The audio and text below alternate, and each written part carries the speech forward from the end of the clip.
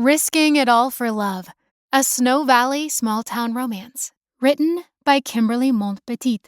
Narrated by Cassie Rowland. Prologue.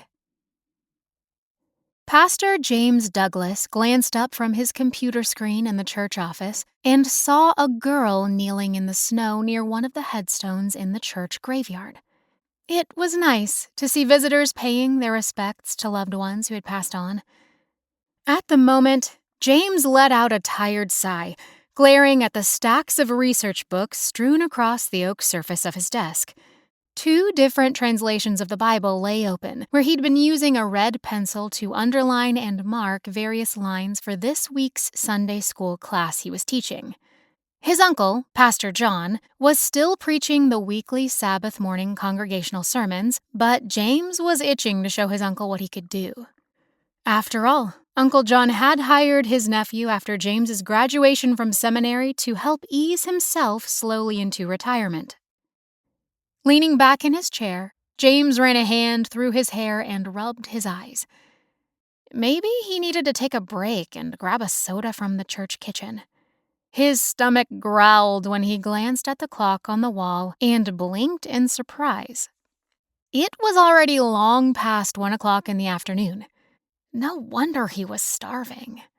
Leaning forward, he glanced through the window again, curious about the girl.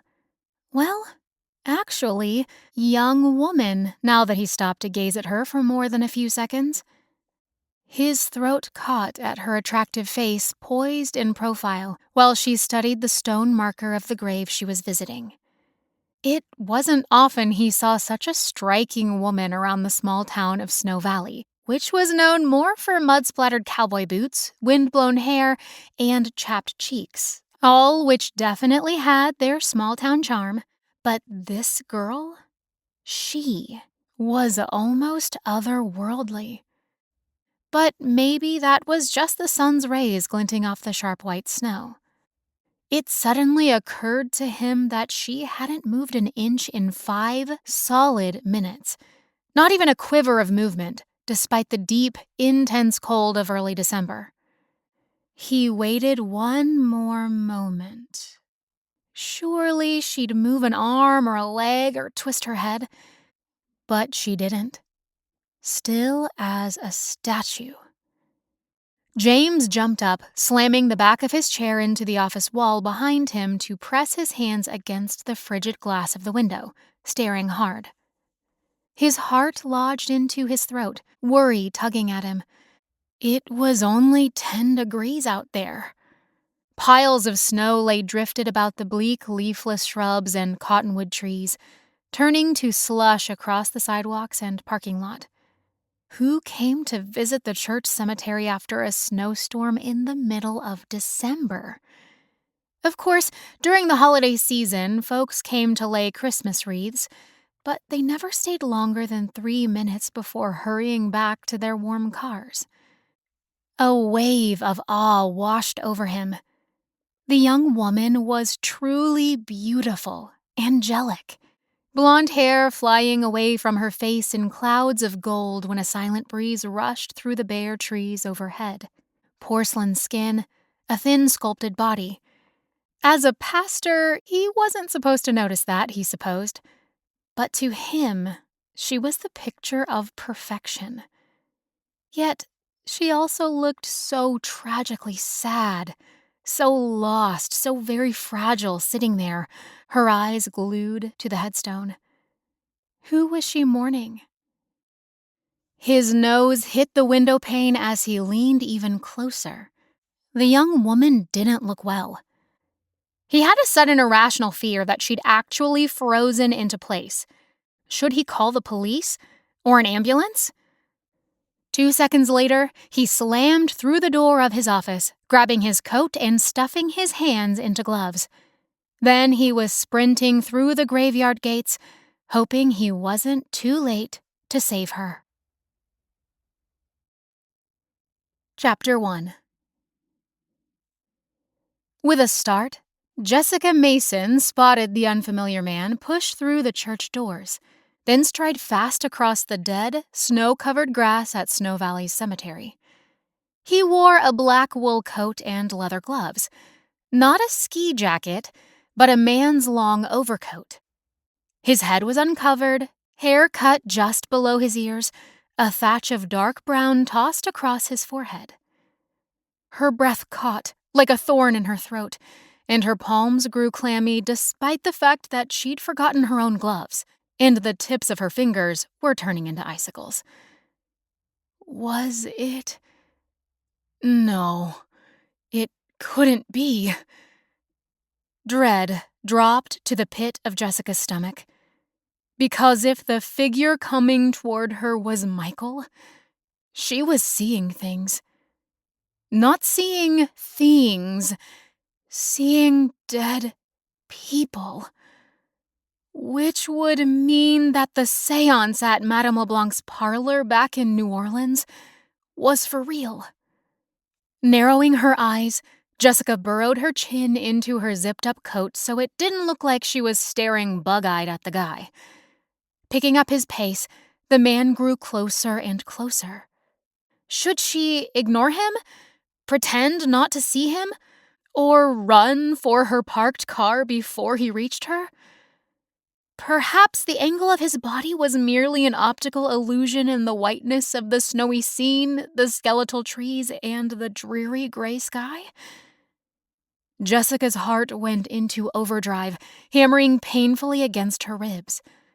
The possible specter looked so much like Michael, as if he'd come back from the dead.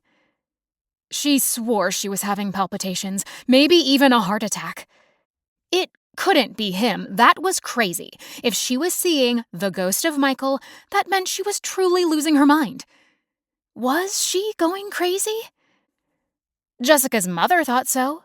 She'd been nagging at her ever since the plane landed, wanting confidences about her life, her work with the dance company in New Orleans, her plans for the future, her feelings about life, men, her perpetual grief over Michael. This whole trip home was impractical. Or maybe it was just being around her mother that brought out all of Jessica's angst. "My feelings are none of your business, Mom," Jessica had told her half an hour earlier when she shoved her feet into a pair of canvas sneakers she'd dug out of the closet. "Jessica, you'll catch cold wearing those shoes in this weather." "Oh, is it snowing again?" Of course, her mother didn't catch the veiled sarcasm. There was 2 feet of snow piled up on both sides of the driveway, and the yard was a blanket of white. It was December in Montana. Of course it was snowing. "And no socks," her mother had continued, lips puckering disapprovingly. "Not even laces? I swear living in the South has touched your head." Of course, Jessica should have worn boots, but she didn't feel like being sensible. Coming home for Christmas was probably a mistake on so many levels. She was used to New Orleans now.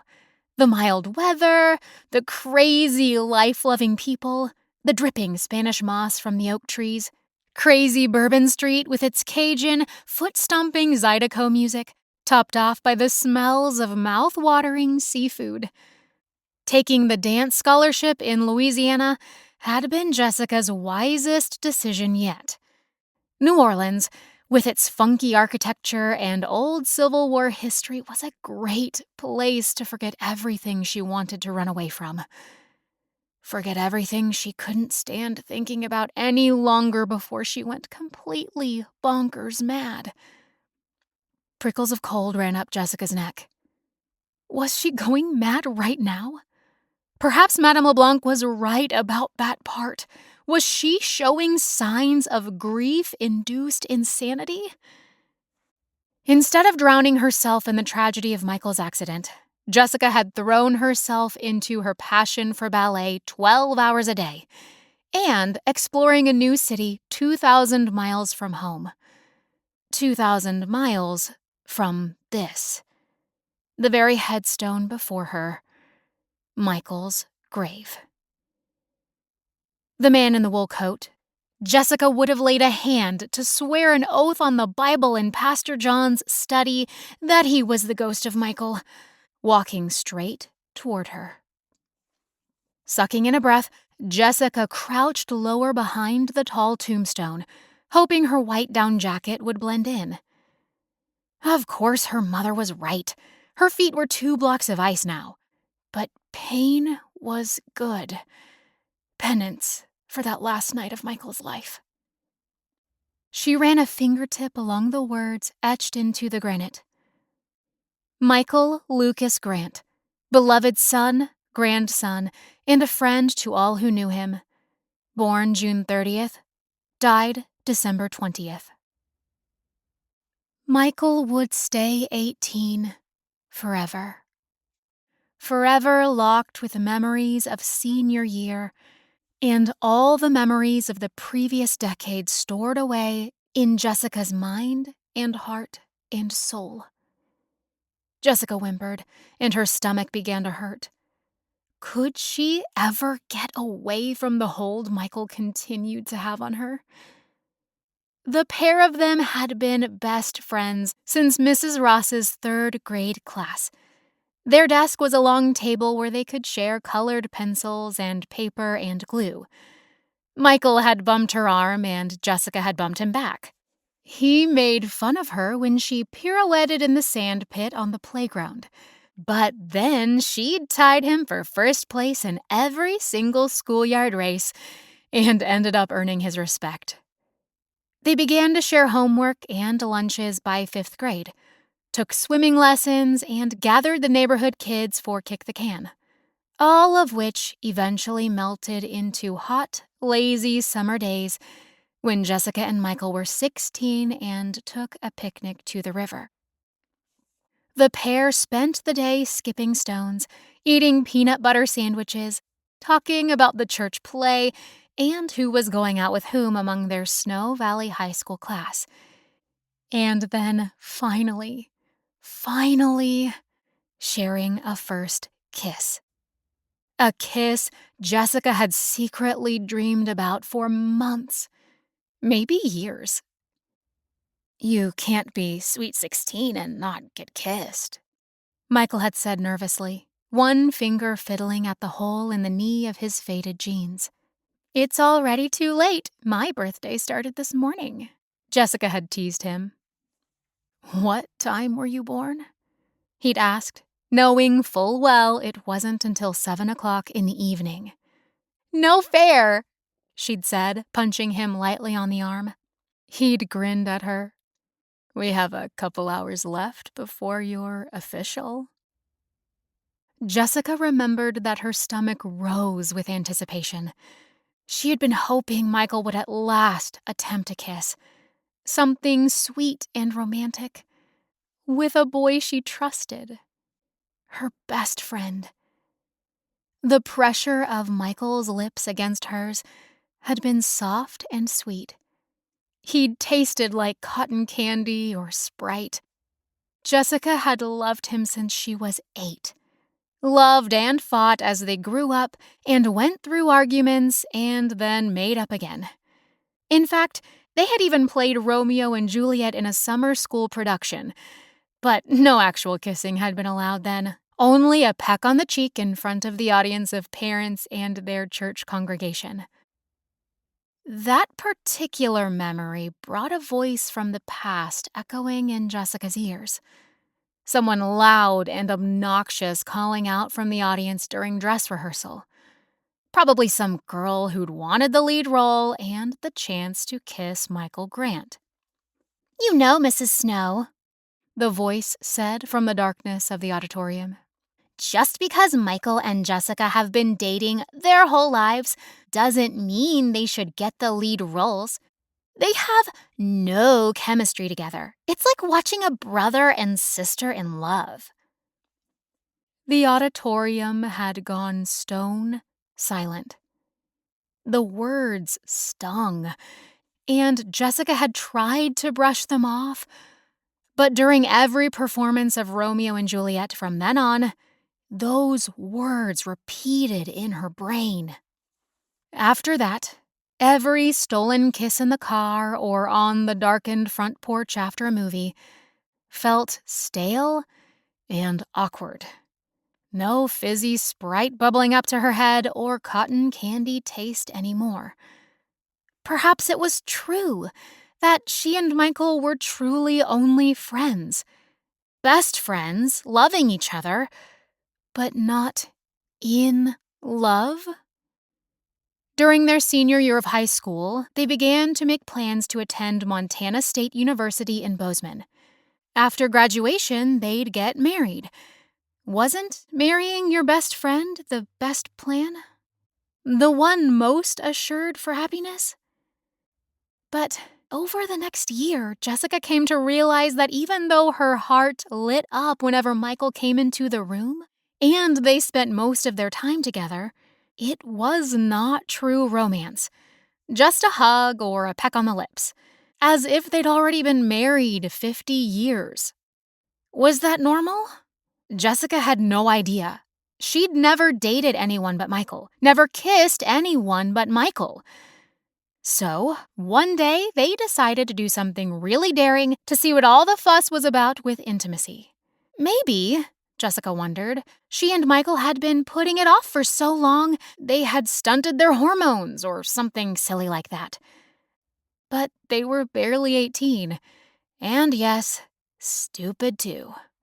To relax and overcome their fears and inhibitions, they got drunk one night when Michael's parents were away, watching movies on the couch while drinking beer and then downing a couple shots of tequila for good measure. Finally, they tried to do the deed, but never got past some heavy kissing. By then, Jessica and Michael were taking turns racing to the bathroom to throw up from the alcohol. The stupidest thing Jessica had ever done in her life, and vowed never to do again.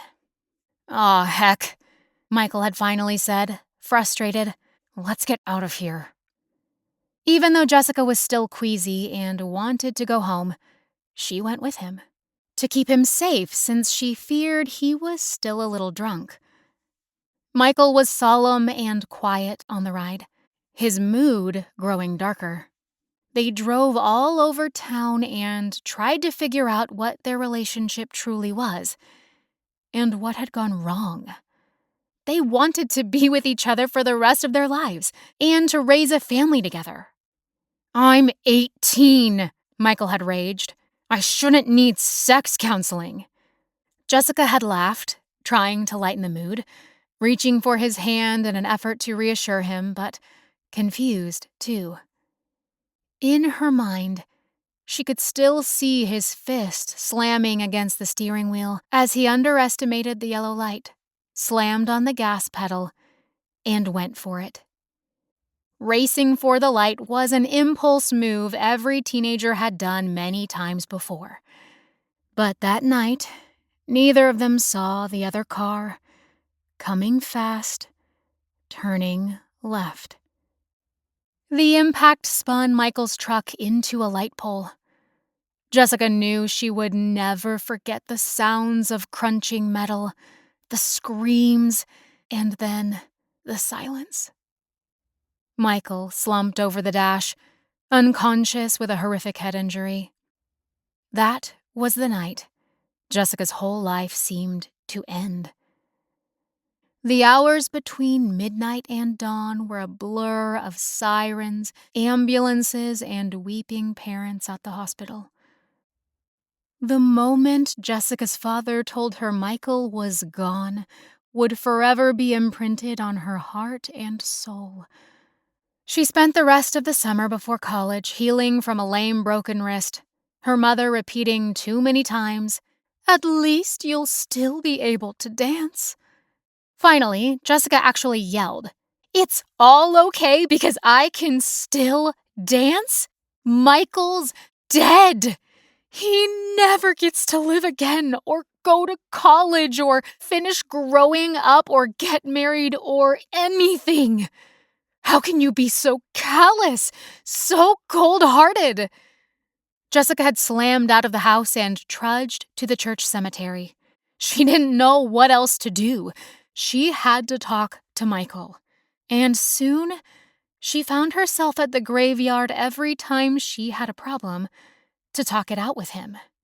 She went over that night in her mind, in her nightmares, so many times. Jessica barely slept for weeks.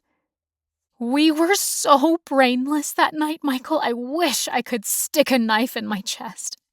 The first time we ever did anything that stupid. And you had to die. Why? Why? Now, Jessica stared down at Michael's grave, covered in slushy snow. It's not fair, she whispered harshly. Why did God take you away from me? Why didn't I stop you that night? Why didn't I stop both of us?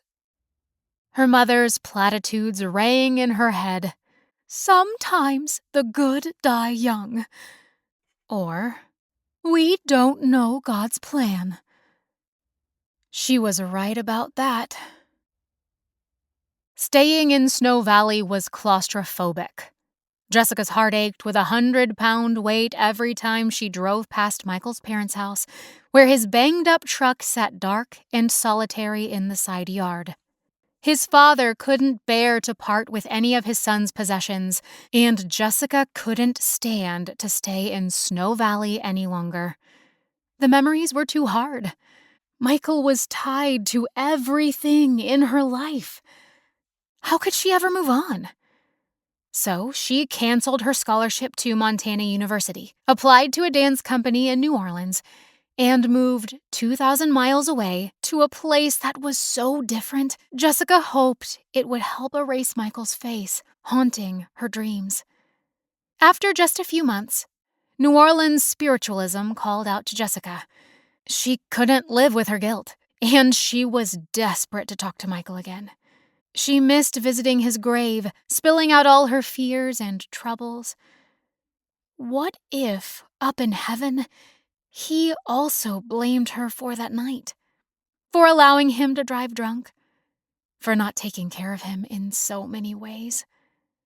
Jessica kept herself focused and aloof so she wouldn't be distracted, and then danced until her muscles were hard and her body and toes almost broken. Soon the rewards began to come as she moved up in the ranks of the corps de ballet to demi-soloist. Unfortunately, Michael's ghost, his spirit, never appeared in New Orleans, no matter how much she paid Madame LeBlanc for peering into her crystal ball. I thought you loved me, Jessica would sometimes whisper to her apartment window, overlooking the row of pink and blue shotgun houses of the city. Why won't you talk to me, Michael? I miss you. I need you. Can you ever forgive me? While she stood there, an old newspaper blew down the dirty street, and a cat prowled in the garbage bins on the corner.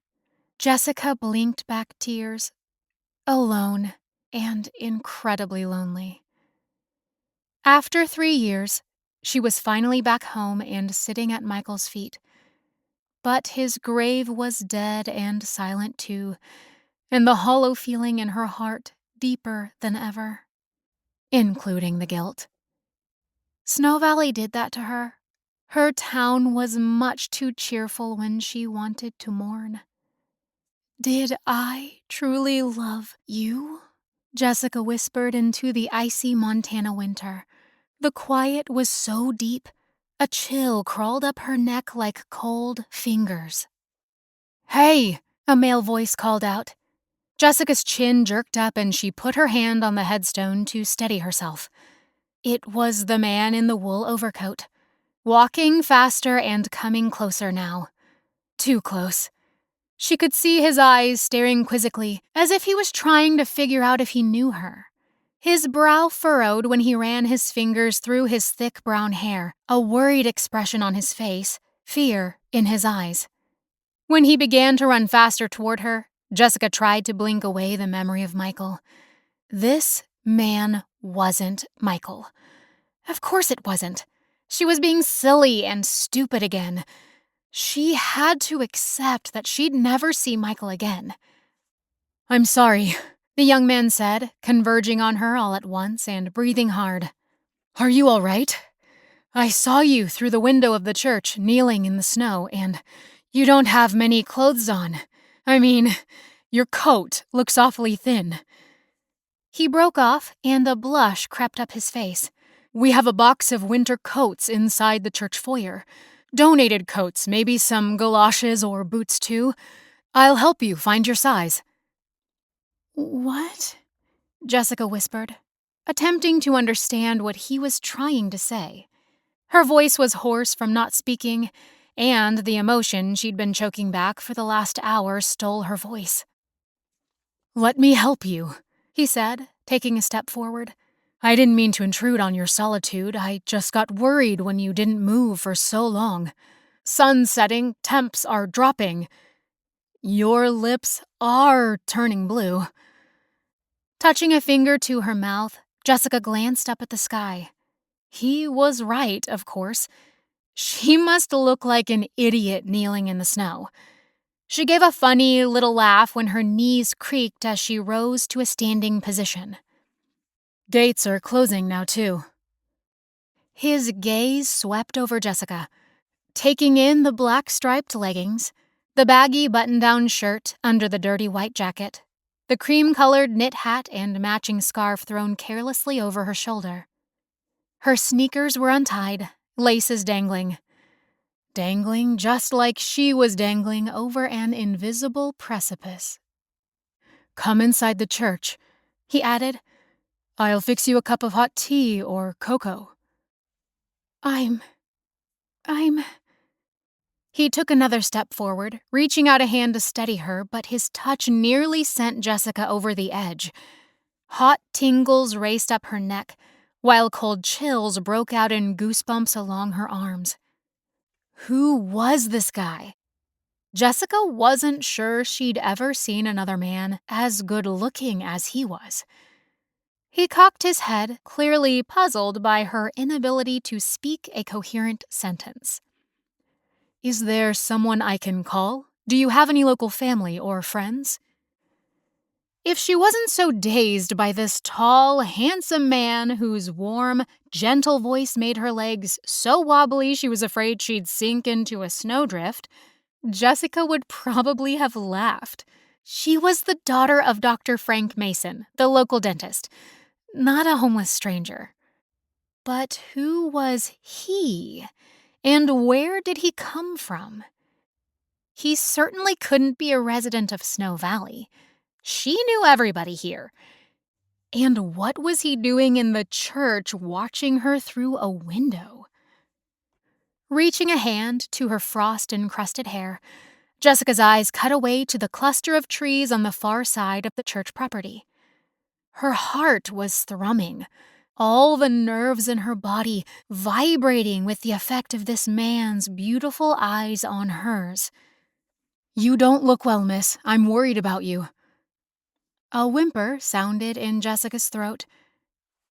Gulping it down with burning eyes, she was mortified that a stranger had caught her here, vulnerable and red-eyed with grief. Jessica did the only thing a sane girl could do. She jumped to her feet and took off running. Chapter 2.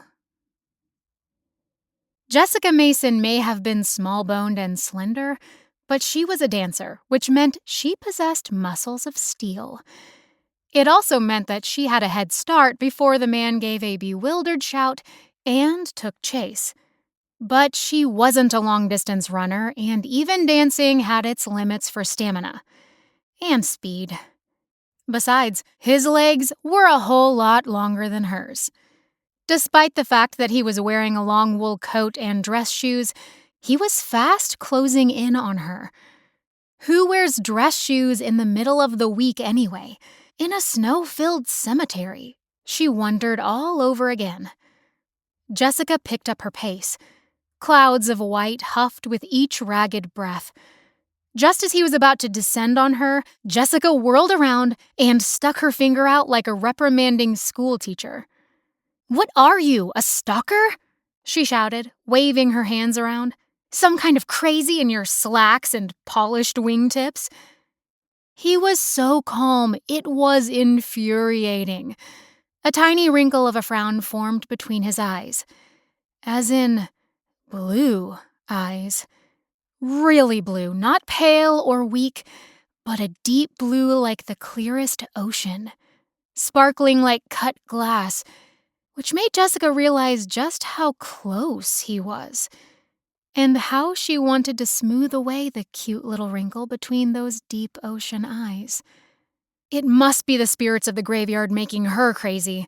Someone else had blue eyes too, and the memories flooded, taking over the last sliver of the sane part of Jessica's brain.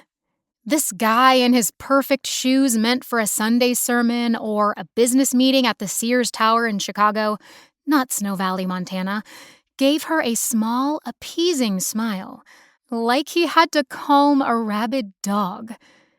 Jessica took a step backward, her fingers still wagging. He held up his hands in a gesture of peace. I'm not actually following you, although I can see how you might mistake my actions. I didn't mean to interrupt your solitude or visit to your brother? Friend? He gestured behind him, clearly unsure. Her shoulders suddenly shook while she huddled in the thin jacket. Jessica knew she was totally overreacting, but she couldn't stop trembling. Maybe she wasn't shaking with rage. Maybe she was just freezing. Jessica couldn't feel her fingers any longer, and her fair, lightly freckled skin was practically translucent. She might have been muscular from a lifetime of ballet, but she had no fat on her, just like an Olympic athlete. One reason Jessica loved living in New Orleans was its sunshine and warmth. She wasn't cut out for snow and cold 8 months a year. Perhaps she shouldn't have been born here. If she hadn't been born here, she would never have known Michael, she thought sadly. But if they hadn't met, he'd still be alive. And that was the most devastating thought of all. Are you all right? The young man asked again, his voice proper and cultured, just like some of the British dancers Jessica had met from the European dance companies. Why shouldn't I be all right? You look lost. I'd be glad to drive you somewhere in town. A friend? A hotel? He was clearly worried about her bizarre behavior, but it was also clear Jessica was making him uncomfortable, and she had to stifle a laugh. I'm not lost. I've lived here all my life. Well, not at the cemetery, obviously, but here, in Snow Valley. Good old Snow Valley. Now she was rambling. What a mess she was. And she actually had to perform tonight because she was dancing as the Sugar Plum Fairy in the Nutcracker, a Christmas tradition.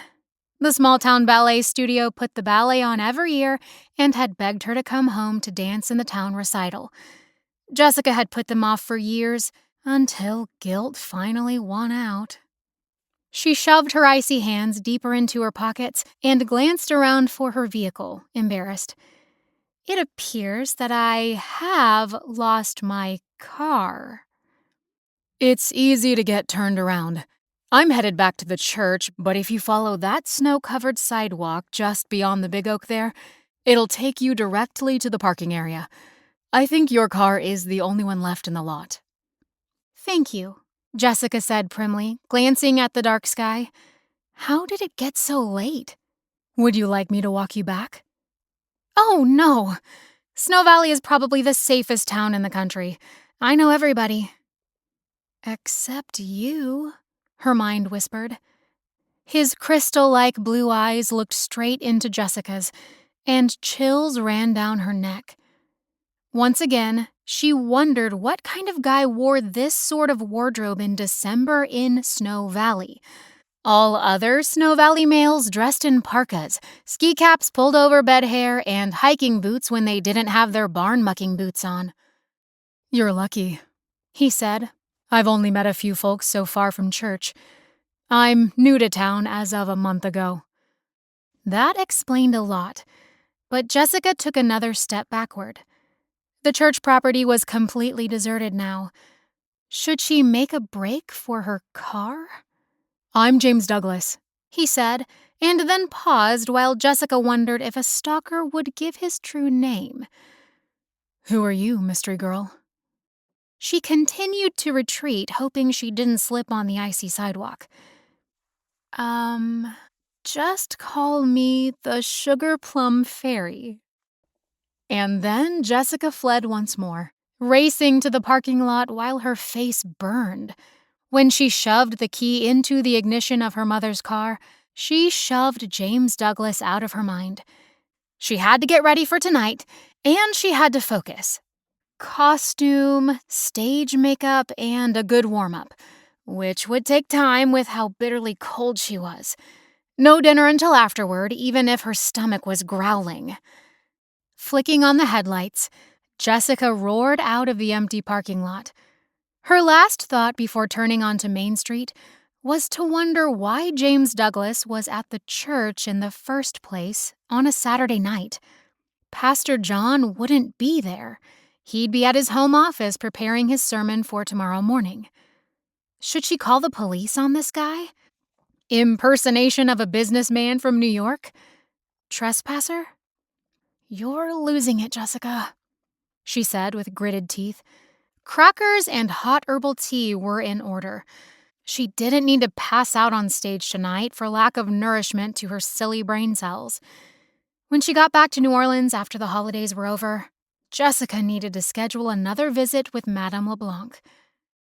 No, maybe a shrink was what she really needed. Chapter 3. Jessica flexed the arch of her foot, rising up on her toes to tighten the satin ribbons around her calf. The crisp, pink tutu was zipped and pinned in place around her slim hips. Heavy stage makeup had been applied, her hair sprayed like a helmet, and a glittering crown of silver sat on her head. A dash of glitter also sparkled along her arms, neck, and décolletage. Jessica had been so distracted after spending time at Michael's grave after 5 years, and then running away from the stranger who called himself James Douglas, she hoped she'd be able to remember all the steps. The Sugar Plum Fairy solo was a dance she had first learned in high school and performed in this same concert hall. Madame Dubois, Jessica's old ballet instructor and a transplant from Paris who had once danced professionally and ended up in Montana after retirement, was thrilled her star pupil was back in town to perform the dance again, especially now that Jessica had become a professional dancer. That night, Jessica's jetés were faster, her arched toes lighter and quieter on the wooden floor, her arabesques higher. But tonight, her mental state was a mess. She probably should not have gone to the cemetery this afternoon. It had been a stupid idea to go over there when she had this upcoming performance. Fleetingly, Jessica thought about praying for help to quiet her mind, but she had stopped praying 5 years ago when Michael died. God had never given her any peace despite the thousands of tears she had shed. After fluffing out the lace on her sleeves, Jessica rubbed at her chilly arms. She was still chilled to the bone from the cemetery, despite cranking up the heater in the car and drinking a gallon of hot herbal tea on the way to the theater. Performing another round of stretches to warm up her muscles, Jessica hoped she didn't pull something out of whack. An injury could ruin her ballet career or set it back for a season, all because she had succumbed to the pleadings of her hometown and agreed to perform. The sick feeling in her gut was making her crazy. Jessica never felt like this in New Orleans. But in New Orleans, no one had haunted her or pried into her secret feelings. Today's time at the church cemetery had brought it all back, made worse by that man with the blue, crushed glass eyes. He was tall and solid, and gave off an aura of comfort. Perplexing, to be sure. Maybe annoying and bothersome was more like it. Just when Jessica was trying to have a moment alone with Michael. While she waited in the wings for her cue, One of the stagehands whisked Clara's golden sleigh dusted in fake snow behind the curtains and gave Jessica a startled look when she rose from her final stretch. "Oh, help me," she muttered, stepping into the box of rosin to grind the soles of her toe shoes with the sticky crystals. That's when it hit Jessica. The reason she'd been trying to communicate with Michael. She'd been hoping for a sign that showed he didn't hate her for not stopping him from getting behind the wheel of his car that terrible night. Murder was an unforgivable sin. Hadn't she learned that during Sunday school or summer Bible school? A fizz of nerves rose up Jessica's throat. Act 2 was about to begin. The audience, so attentive during all the dances of Act 1, was now shuffling their programs on the other side of the curtains, eager for the flamboyant acrobatic numbers like the Russian dance. Jessica shouldn't be this nervous. She could do this dance in her sleep, right? The Sugar Plum Fairy dance was, by some critics' opinions, a silly dance. It was the most dramatic solo of the Nutcracker, but performed by a character who had no connection with any of the others, least of all Clara, the girl who is whisked into a magical dreamland where her nursery comes to life to perform for her on her journey to find her beloved lost Nutcracker. Despite that plot hole, the Sugar Plum Fairy dance was the most anticipated and exquisite dance of the ballet. The difficulty of it was in trying to connect with the audience because her character wasn't developed at all. She was an empty character with no backstory, almost like a mirage or a dream. "Pardon me," a voice said behind Jessica. One of the female dancers looked at her pointedly, then dropped her eyes to the wooden stage floor. Jessica was still standing in the rosin box, daydreaming like an idiot. She whispered a quick apology and jumped out, trailing white powder. Her cue was nearly here, and when the music changed, Jessica opened her arms and then flung her body out through the curtains. "Forget everything," she ordered herself. "Wipe Michael from your mind and that James Douglas guy. Just do the steps, smile at the audience, and get through this." Then she could go home and crawl under her electric blanket. The stage lights were bright and a cold sweat broke out on Jessica's forehead, which was odd. The lights usually warmed her. The man's face from the cemetery broke through her mind again. Darn him anyway! Her legs felt as though they were suddenly crafted from wood, but she gritted her teeth and pushed through it. "Relax, Jessica. It's only Snow Valley, not the San Francisco Ballet Company." She forced her brain to repeat the steps. 10 series of small, delicate steps against the music Tchaikovsky wanted to sound like raindrops. The violinists plopped at their strings, the notes dropping with the sound of a waterfall, while Jessica performed several quick brushes with her toes. Then she spun on one raised foot, staying on point throughout until the gorgeous arabesque. Demi-plie, on point, hold. Arms overhead, delicate, and hold for that dramatic extra moment. She sucked in a quick breath and then performed a series of turns across the stage. A brief pause for another string of quick brushes, tiny steps, not too fast, up and down, neck erect, posture perfect. The final jetés allowed Jessica to finally relax. This was the home stretch of the dance. She gave a tiny smile to the front row of girls whose faces were turned up in awe to watch her. With a breath of relief, Jessica allowed herself one tiny daydream of a bowl of popcorn, cuddled under a blanket, watching a Christmas movie. Behind her on stage, lights swirled a rainbow of colors while Clara sat in her beautiful sleigh, hands folded primly. A land made up of dreams surrounded Jessica on the stage, the other dancers watching her coveted solo. This was the music she had played since childhood, while leaping about her bedroom and performing arabesques down the hallway to the kitchen to set the table for dinner. Jessica tried to become the Sugar Plum Fairy, a being of sugar and sweetness and beauty and magic. lighter, float through the air. She repeated in her mind when the final leaps and spinning began. She was almost done. The performance had been flawless. Jessica could go home knowing she'd done her best for her old ballet teacher and the people of Snow Valley. Then she spotted him, and her heart froze. He was sitting in the audience, right beside her parents, sister, and younger brother Sam. The man from the cemetery, James Douglas. A tiny whimper sounded in Jessica's throat. Second row, stage right. Crisp white shirt, suit coat, red tie. One leg crossed over his knee while the other stuck out into the aisle seat due to their long length. No, it couldn't be that same guy. He was too uptight, too perfect and suave, and crisp in his starched white shirt.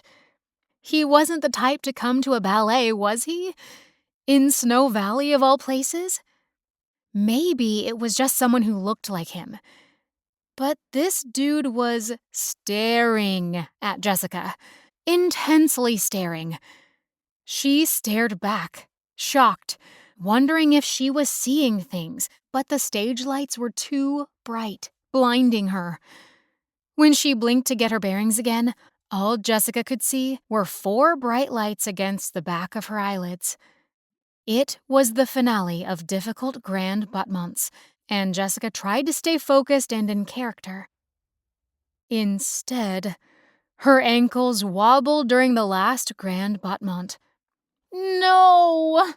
her mind screamed. "Hold it! Hold it!" But she was losing her position, the perfect form, and with it her focus piled on top of quivering legs.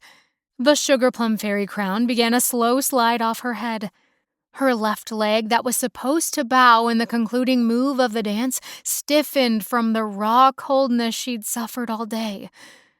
That man watching her, leaning forward in his chair, gazing at her in such a mesmerized stance, it all became too much.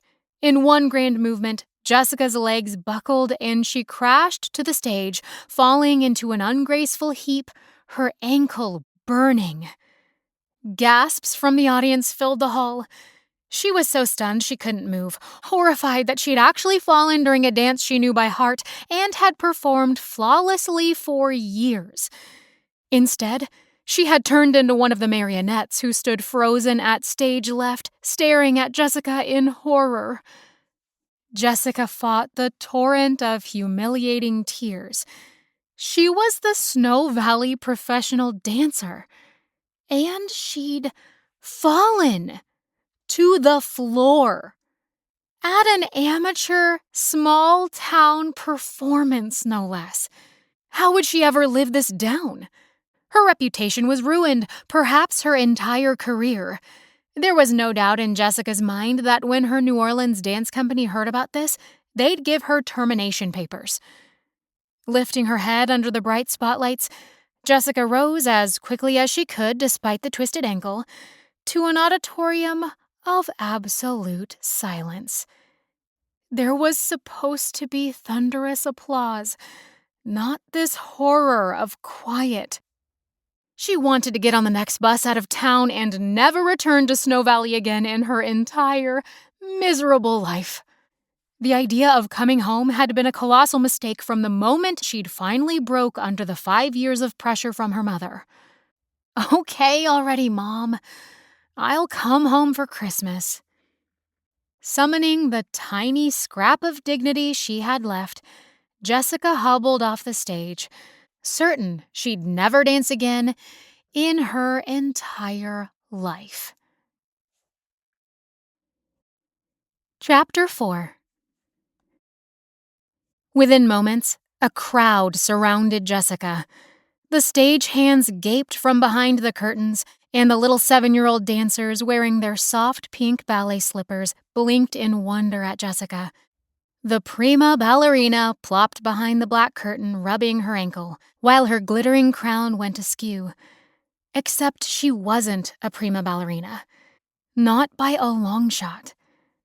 Mortification washed over Jessica like a tidal wave as she pressed her eyes closed and tried not to burst into tears. Perhaps she shouldn't be so humiliated. After all, in reality, she was only a member of the ballet corps who'd finally received her first pay raise 2 months ago. Although she'd never admit it, she had been secretly pleased to dance a solo at the Snow Valley production of The Nutcracker.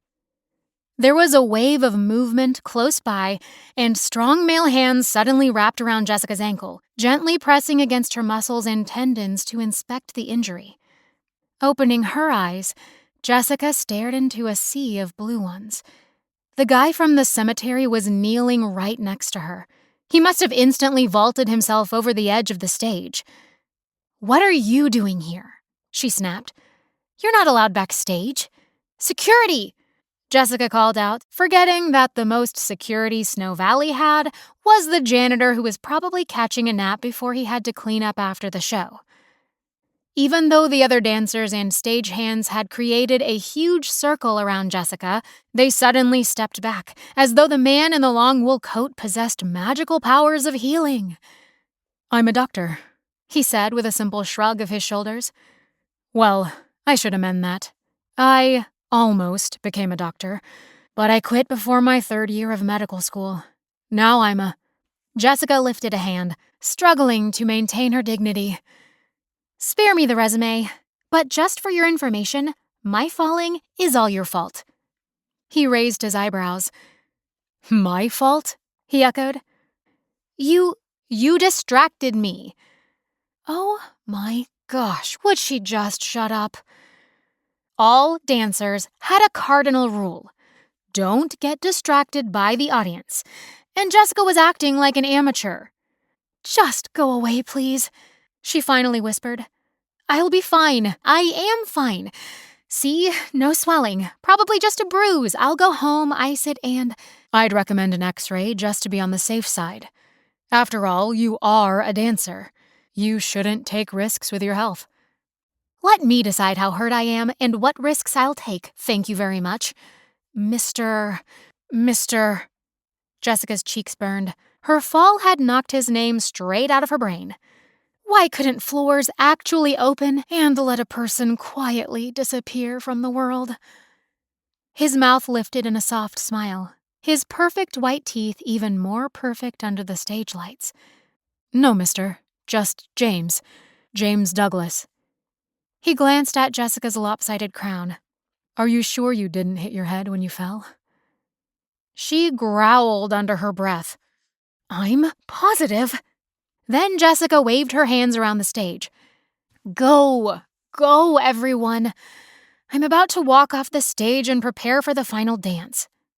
The stage manager clapped her hands, and the dancers scurried to their positions for the finale.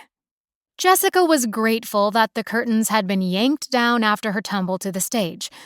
At least the audience hadn't watched the entire production of Mr. James, whatever his name was, do his not doctor thing on her ankle. A small cry sounded behind the black stage draperies to Jessica's left. Her parents were scurrying toward her. "Are you okay?" her mother hissed, darting around the prop boys redoing the set. Jessica nodded, waving her mother back. "Stay there, Mom. I'm fine.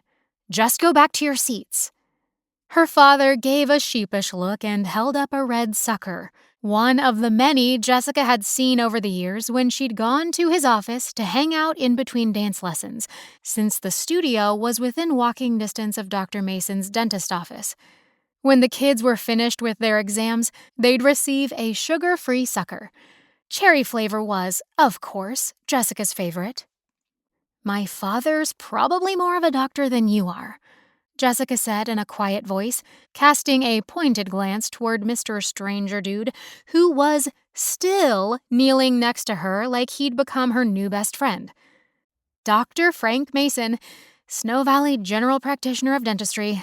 He's quite adept at tending crying children with tender, loving care and anesthetizing hysterical patients." James Douglas lowered his face to hide a grin. "I'm sure he is." Jessica ignored his obvious amusement at her predicament. As soon as her parents returned to their seats, She tried to rise, but her crown toppled and James Douglas caught it neatly in his hands. He placed a palm under her elbow to steady Jessica, and a peculiar fizzy jolt went through her. No, no, no. She did not feel that. She didn't feel a thing, let alone some powerful magnetic force between them that made her heart beat faster and her palms turn sweaty. Gingerly, Jessica maneuvered through the wings of the stage, her toe shoes clopping across the polished wooden floor. Graceful as a fairy with broken wings. James Douglas followed, one hand on the small of her back. His fingers were warm and gentler than any guy who had ever touched her, even Michael, which was disconcerting. When Jessica reached the stairs, she shook him off and abruptly turned away, as fast as she could in tightly wrapped toe shoes and a tutu that held together like a Band-Aid. James Douglas bumped into the stiff tulle skirt of her costume, and a couple of pins strained dangerously. For some reason, she was breathing hard. Good grief, what was wrong with her? "Excuse me," Jessica finally said, giving him a direct, meaningful stare. "I can walk, in case you haven't noticed." "Oh, I've noticed plenty, believe me," James said softly, laughter in his voice. "But there are dangerous stairs up ahead." "Are you mocking me?" "Just noticing that you tend to slink away when you feel uncomfortable." "I do not slink." Personally, I think you've established a habit of it. First the cemetery, and now the public stage." His comment did not merit a response. Testing her ankle, Jessica realized that there wasn't much pain any longer. She was far more humiliated than hurt. When she got back home, she'd wrap the ankle up, keep it elevated and iced, and it would be perfectly fine in the morning. Just to prove her good health, Jessica swiftly turned, forcing James Douglas to drop his hand. Lifting her arms in a circle over her head, she executed a perfect third position and rose on point. "See? No slinking. I'm in perfect health." "You've proved your point," he said with a chuckle. Jessica rolled her eyes, but she didn't think he saw the sarcasm. "It's obvious, but I kind of like the real you, when you forget about the hurt persona you put on." "Who made you Snow Valley's psychiatrist?" "Pastor John." "You lie," she accused him. He shook his head. "I took an oath of honesty." "As a doctor? I thought it was the Hippocratic Oath." "No, as a pastor." Jessica coughed in a burst of disbelief. "Pardon me, I thought you said pastor, as in minister, preacher, reverend, etc." James laughed, and his voice was rich and deep, sending hot chills all the way down her legs. "Don't look at me like that with those gorgeous crystal blue eyes." His head inclined toward hers. He was broad-shouldered, but slim and tall, taller than Michael. Taller than any other guy in the ballet troupe or any guy who'd tried to take Jessica out over the last few years, and then disappeared when she ignored their phone calls. Jessica couldn't be interested in a guy who was so tall. So very built and masculine. She had to push away what was happening here. Besides, where were these traitorous thoughts coming from? Maybe she actually did bump her head when she fell. He ran a hand through thick, dark brown hair, curling a bit over his ears. In the cemetery, his hair had been dusted with flakes of snow. Now, why did Jessica suddenly remember that? "Actually, I am a pastor, Jessica." You don't look anything like a pastor or even a church-going guy." His face cracked into a grin. "And what do church-going guys look like?" Jessica blushed a furious red. You know, Pompous, spiritual, self-righteous. Not with... She bit off the words and dug her fingernails into her palms as a distraction from sticking her toe shoe into her mouth. She'd almost been about to say that she'd never seen a pastor with biceps and a rugged tan. A guy who looked more like he should be climbing a mountain or playing rugby than teaching Sunday school and sheltering the homeless. He lifted his impressive shoulders and shrugged. We're lost sheep just like everyone else, trying to find the way back to God, and helping anyone we can along the path. You probably memorized that from pastor school. He laughed. I probably did, subconsciously. Jessica gave him a skeptical look. But a little while ago you were a doctor? I got halfway through medical school and wasn't feeling the pull, or the love, for medicine any longer. But I wanted to feel useful, to have my life mean something. And then my Uncle John said he was going to retire in a few years, and that's when I knew what I truly wanted to do with my life. You mean life in a small town where nothing happens and it's as boring as a stick? Even Jessica heard the outrage in her own voice and attempted to look contrite about the valley she'd grown up in. I've discovered that Snow Valley has a pretty mean sugar plum fairy. Don't change the subject, she told him. Well, I don't exactly see small towns being as boring as a stick. Okay, as boring as toothpaste, or watching a snail move across a garden. After high school, I couldn't wait to get out of here. I admit that I heard that, but I don't think you left town because you were bored. Jessica narrowed her eyes. And what gossipy old biddies did you hear that from? He shook his head, but one eyebrow lifted in a teasing gesture. Not revealing my sources, but the initials are PJ. Jessica growled. The finale was past time to start, and she hadn't decided if she was going to try to walk out for the group bow. The tall, dark, and much too handsome for his own good doctor-turned-pastor stuck a hand under her elbow and helped Jessica limp down the narrow, dark staircase. She spent that minute focusing hard on ignoring the tingles shooting through her from the touch of his warm fingers. When they reached the door in the dark recesses of the stairwell, James asked, "Where did you go when you left town? I'm curious." "Somewhere completely different from Montana. New Orleans." "Ah, good choice. I did my undergrad at LSU in Lafayette, Louisiana." "I think you're trying to suck up to me now." He lifted an eyebrow. "You could always ask my baby sister, 3rd row, seat 11. Jessica stuck a hand on her sequined hip. "Wait a minute. You said Uncle John. You mean Pastor John?" "The one and only." Jessica sucked in her breath. No way. She wanted to run away again, just like in the cemetery that afternoon. Except she was in toe shoes and a crunchy tutu with sparkling sequins. She'd turn into an ice sculpture before she even got to her car. Shh, shh. Urgent whispers came from the backstage corners, and the director's assistant darted forward, waving her hands for everyone to be silent. The curtains began to rise on the final act. "You know," Jessica said slowly, "if I can do 3 turns on point, then I should go back up for the finale." "Are you absolutely sure?" She nodded, holding a finger to her lips to tell him to be quiet.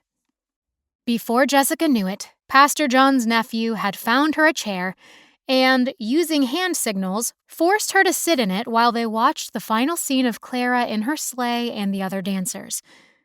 Perching on the edge of the folding chair, Jessica was painfully aware of James Douglas's presence. She could smell his cologne, woodsy and musky, feel the touch of his wool coat when it brushed against her arm. She closed her eyes and massaged her ankle, determined not to let the man distract her. He was too young to be a pastor and too old for her. For crying out loud, he was a pastor, and Jessica had given up religion for Lent 5 years ago. When it came time for the Sugar Plum Fairy curtain call, She rose and carefully danced toward the lights at center stage, her arms in a wide, graceful pose. The other dancers were a sea of costumes and blurred faces. A reprise of the tinkling Sugar Plum Fairy music blasted across the auditorium. At the familiar notes, Jessica shot straight up on one toe, neck erect, smile plastered, and performed a small series of pirouettes. Then she curtsied to the applause as the audience rose to their feet, faces beaming, hands clapping enthusiastically. She certainly had not given a New Orleans standing ovation performance, but for Snow Valley, Jessica guessed it was. Or maybe they just felt sorry for her after the fall. Jessica's lips began to hurt from smiling. At the same moment, she spotted Michael's parents and younger sister in the audience. Michael was so obviously missing from their side, it made her eyes burn with unshed tears. "You will not get sick, or cry, or run off this stage," she told herself sternly. Finally, the applause petered out and the holiday performance was finished. Jessica had done her duty. Her obligation to her parents, her ballet teacher, was over. The deep green curtains fell for the last time, and Jessica became aware that she was holding a bouquet of flowers next to Clara with her thank you bouquet, traditional gifts for the stars at the end of a performance. The curtains brushed the floor, and the relieved dancers burst into chatter. On the other side of the curtain, Jessica heard the audience rising from their seats, a roar of conversation muted by the heavy stage drapery. She suddenly sneezed at the carnations from the bouquet, and her crown toppled again because she'd lost her hairpins. 2 large palms caught the jeweled crown before it hit the floor. Pastor John Jr. smiled, and Jessica gave him a limp smile in return. "Good catch," she said under her breath. "I'm desperate to impress you," he told her impishly, gazing at her with those perfect blue crystal eyes. "It's true that you don't strike me as a rancher-type girl either. With your ethereal looks and billowing blonde hair, you're definitely made for dance and the stage." Jessica bit her lips. "Tell that to my director in New Orleans. During high school, I was more of a rebel than a princess. A retired goth. Maybe a gypsy girl who answers the siren's call for trouble." "Now you're trying to mimic Hemingway or some hip poet. I heard he liked hot cocoa with whipped cream. And a shot of whiskey. Can I take you out for some to celebrate?" "That was quite the smooth changing of the subject, Pastor James," Jessica said, lifting an eyebrow to stare at him. "You are so full of it." "Just trying to keep up with you, Miss Sugar Plum Fairy. Perhaps a cup of British Earl Grey is more to your liking?" "Please tell me you are not for real." "Nope, you're not dreaming," he added in a low voice. "Stop, okay, already. Hot chocolate, orange blossom tea, Diet Dr. Pepper, drive-in root beer floats on Main Street, whatever you want. I'll give you half an hour." He didn't say another word, just smiled. And when he did, his face lit up like it was Christmas morning. Jessica's heart stuttered like a hiccup, but she blamed it on the fall earlier. On her way to the restroom to change clothes, Jessica found herself trying to remember Michael's face, his smile, his laughter, their pranks and jokes and silly Saturday nights. But she couldn't. It was as if time was suddenly erasing him. But she didn't want to forget him. She wasn't supposed to forget him. What was happening to her? Chapter 5. As it turned out, Jessica and Pastor James didn't have their cocoa or cuppa or anything else after the performance, which Pastor Dude, Jessica's new private nickname for the guy, may have actually intended anyway if he'd thought about it longer than 10 seconds. Perhaps he felt obligated after rescuing her off the floor of the stage. Jessica figured she was silly to make any assumptions at this point. After changing into street clothes and scrubbing the makeup off her face, she joined her family in the auditorium where Sam, her 17-year-old brother, dutifully gave the weather report of a balmy 5 degrees Fahrenheit at 10 p.m. Jessica was instantly swarmed by her parents raving about how much they had enjoyed the ballet. Their neighbor, Mrs. Guthrie, praising her dancing while making gushy noises, and Madame Dubois telling her how proud she was of Jessica's accomplishments. "I always knew you had talent," she beamed. "I had a feeling you'd be my first dancer to go on to join a professional ballet company." Jessica shook her head, thinking of all the other core ballet dancers in the New Orleans troupe, and her true rival, Sierra Armstrong, who had just been promoted to prima ballerina at the tender age of 24, while Jessica was long over 23 and nowhere near that good. "You were beautiful, Jessica," her mother said, "but your crown was having a bit of trouble. Didn't you have enough pins with you? I could have helped you do your hair and makeup. I don't understand why you didn't ask me to help." Jessica gave her a faint smile, aware of all the eyes on her. Aware, suddenly, of how tired she was. Now that she wasn't dancing or under the stage lights, she was turning cold again. But not cold enough to agree to go out with James Douglas for hot chocolate. That man was clearly dangerous with those gorgeous eyes of his, and his refined wardrobe, not to mention his deep, warm voice that sent shivers down her spine. Out of the blue, a memory came to her and she sucked in a breath.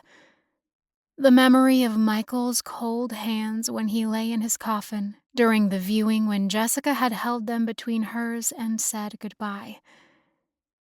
She was still saying goodbye 5 years later. She couldn't seem to let him go, because she had promised to love him forever.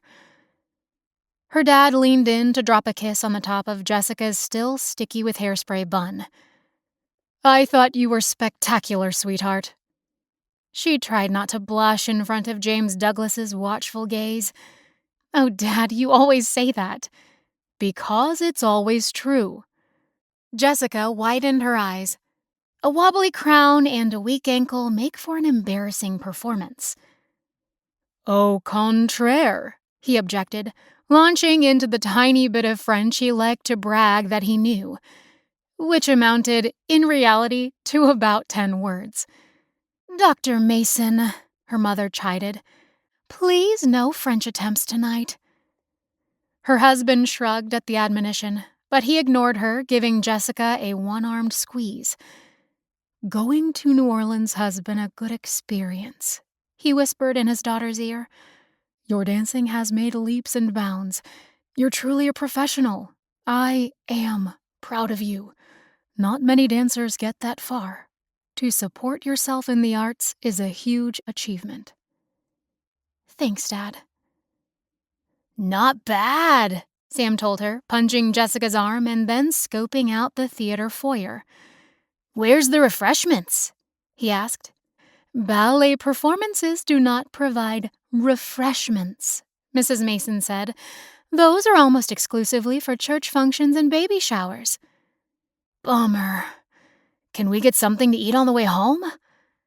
"Try not to make it so obvious you're in high school, Sam," Jessica advised him with one of their secret smiles. He made a show of groaning, but he knew Jessica was teasing. Their mother went on. "No time for ice cream. Did you hear about the terrible accident just outside of town? A multiple-car pileup." "That must have happened right after I got to the theater." "I was so grateful you missed it, Jessica. It was slow getting through. A line of cars for a mile on both sides. It's a good thing we left early or we would have missed the first act. Unfortunately, I got a phone call just as we were parking that Joyce was in one of those cars. It was too dark to tell by the time we came upon the scene. I want to stop by the hospital on our way home to see her." For all her annoying habits wanting to intrude on other people's lives, especially her children, Marilee Mason was a good friend and neighbor. Joyce Hopkins was one of her oldest friends. "How bad was it?" Jessica asked. "How is she?" I talked to Harold, and he said just a sprained wrist and some bruises. Thank goodness nobody was critically injured. I wish I could have been there to help, James Douglas said, worry on his face. I hadn't even heard about the accident until now, Mrs. Mason. He was a stranger in town, but he appeared deeply concerned, as though the people were longtime friends of his. Please, call me Merrily, she told the minister with a wave of her hand. Oh, there's Catherine now. Jessica glanced up when her older sister came up the aisle. I didn't know you were in town already. Barely made it for Act 2. Terrible accident on the highway. After Catherine embraced everyone, Jessica noticed her eyeing James Douglas, eyebrows elevated with interest. Catherine leaned over and elbowed Jessica, whispering meaningfully, We'll talk later, little sister. Can't wait, Jessica said under her breath. You mean you came straight to the theater after the drive from Helena? Mrs. Mason asked her oldest daughter. I had to drop off the girls at a sitter because Alan is working nights at the plant, and then with the accident. But I did see your solo, Jessica. You were beautiful. Your skill and talent have come so far since you left home. It was truly astonishing. Jessica made a face. You mean the part about the most embarrassing moment of my life? When's Alan coming? Hey, everybody has unlucky breaks, even ballerinas, Catherine said.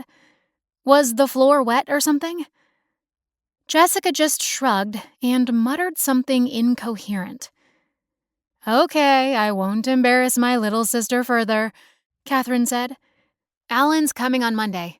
The girls really want him to take them to the Night Before Christmas Story and hot chocolate on Monday night. But he won't get here in time. Mrs. Mason spoke up. He's still going to take them to the Polar Express, correct? Your dad already got tickets.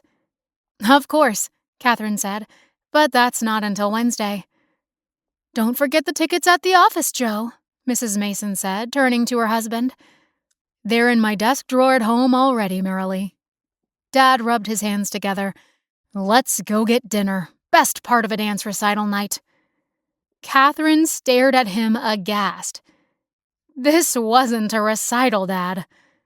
Oh, Jessica knows what I meant. Jessica gave her father a weak smile. Don't worry about it, Dad. Let's just go. I'm exhausted and want to get off my feet. That's when she remembered that James Douglas, pastor dude, was still standing behind them, watching the embarrassing family conversation. She quickly introduced him to her sister, who said, Welcome to the crazy, stifling, small-town world of Snow Valley, Mr. Douglas. You can call me James. Not Jim? Catherine said in a teasing tone. My parents had this thing about calling me James, but I'll answer to anything, actually. So just lay it on me. In my head, you're pastor dude, Sam said with a laugh, as if reading Jessica's mind. You know, guys, she added, trying not to grit her teeth. I'm too tired to drive anywhere for food or ice cream since the weather is so bad and there was an accident. Besides, it's already so late. I'd rather go straight home. I agree, Catherine piped up. I've got to pick up the girls from the babysitter and get them in bed so we don't miss church in the morning. But I'm starving, Sam protested. You're always starving, Catherine teased. I'll make you some of my grilled cheese and ham sandwiches when we get back to the house. I also brought a plate of brownies from home. Sam groaned in ecstasy as though he hadn't eaten in a week. Can I drive? He asked his father. Not in this weather, came the quick answer.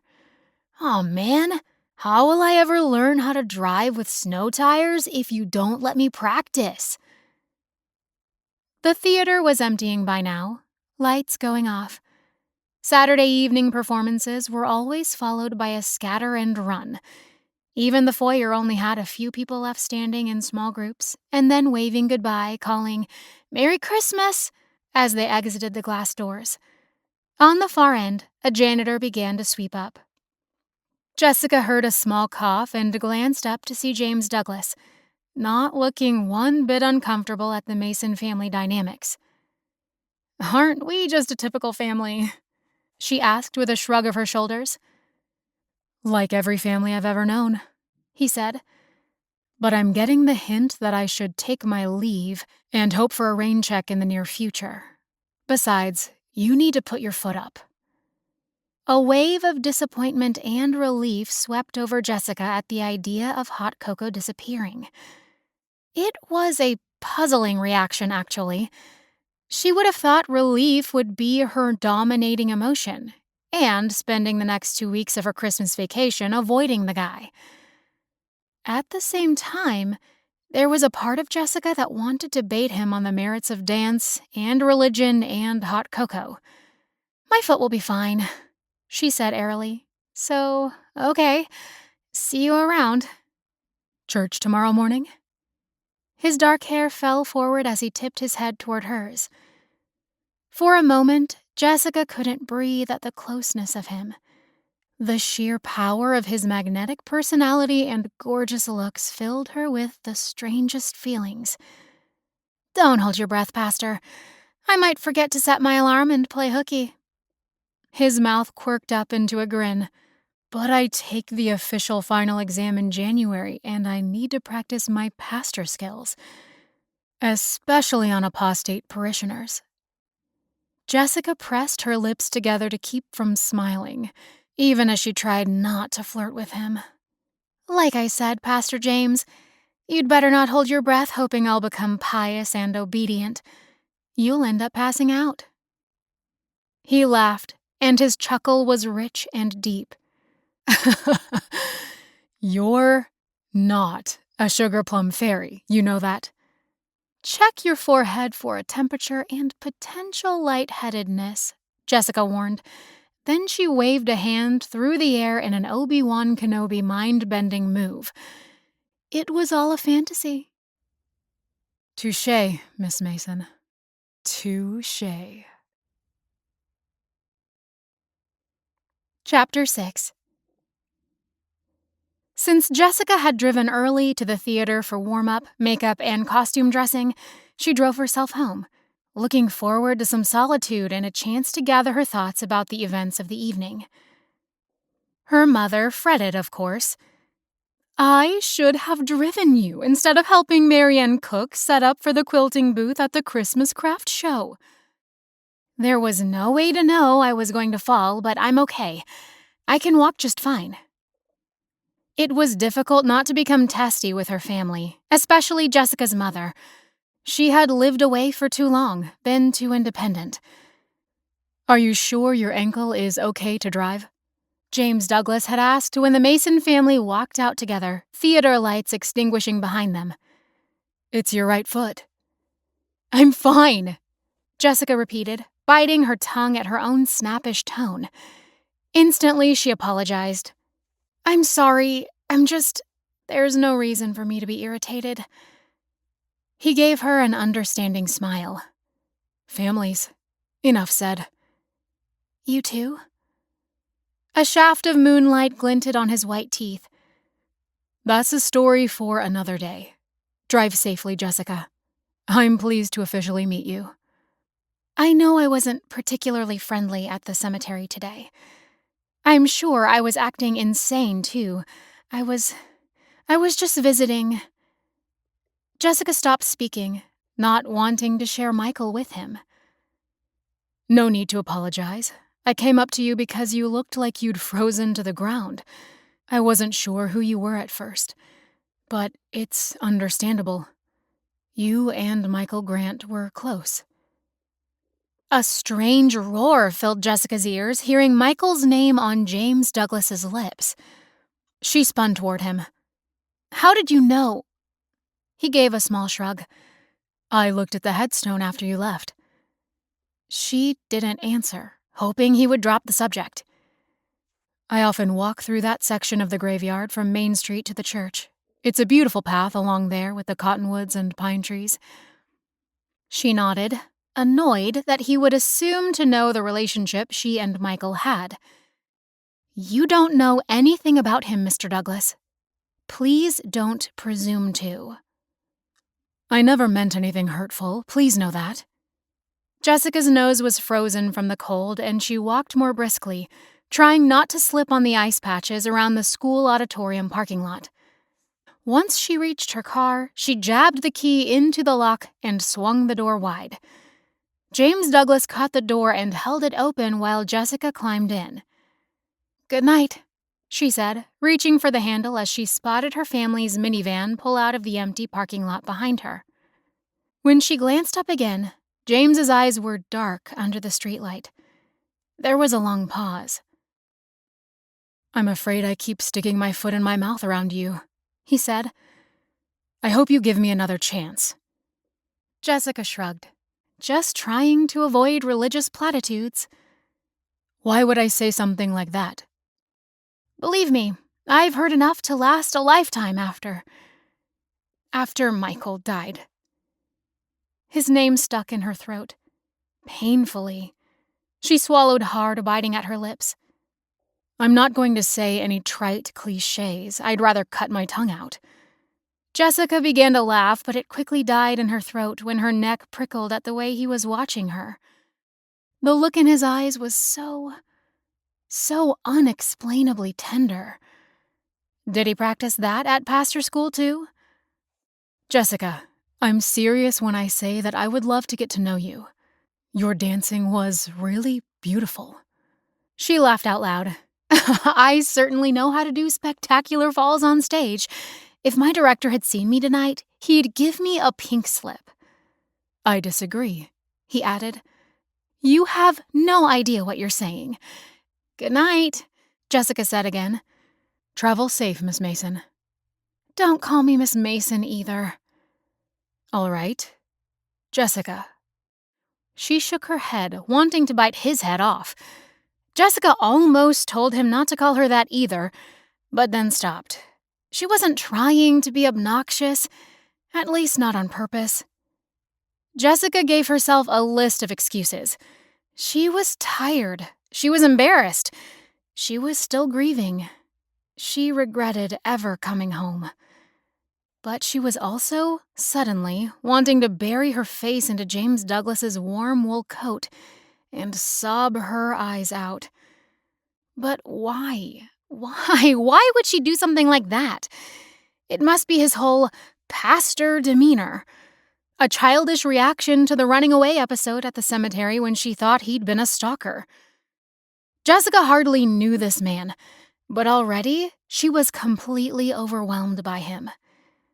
Slowly, she shut the car door and started the engine, rolling out of the parking lot toward the exit. Behind her, James's headlights followed. At first, she was a little annoyed again, but then she realized it was comforting to know she had a safety net behind her in case she slid off the road. The snow had stopped, and it was a clear, cold night when she pulled onto Main Street to head home. Several inches of fresh snow had fallen during the early evening. Skid marks crossed the center lane, and a car sat askew on the left side of the road, turned in the wrong direction.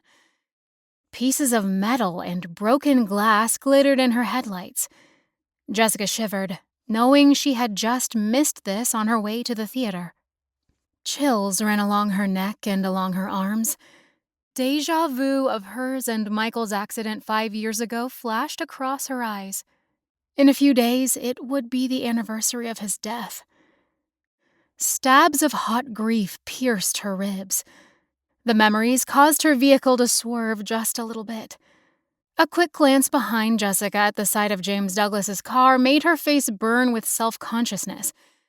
Would he think she'd secretly drunk something to ease the pain from tonight's humiliating performance?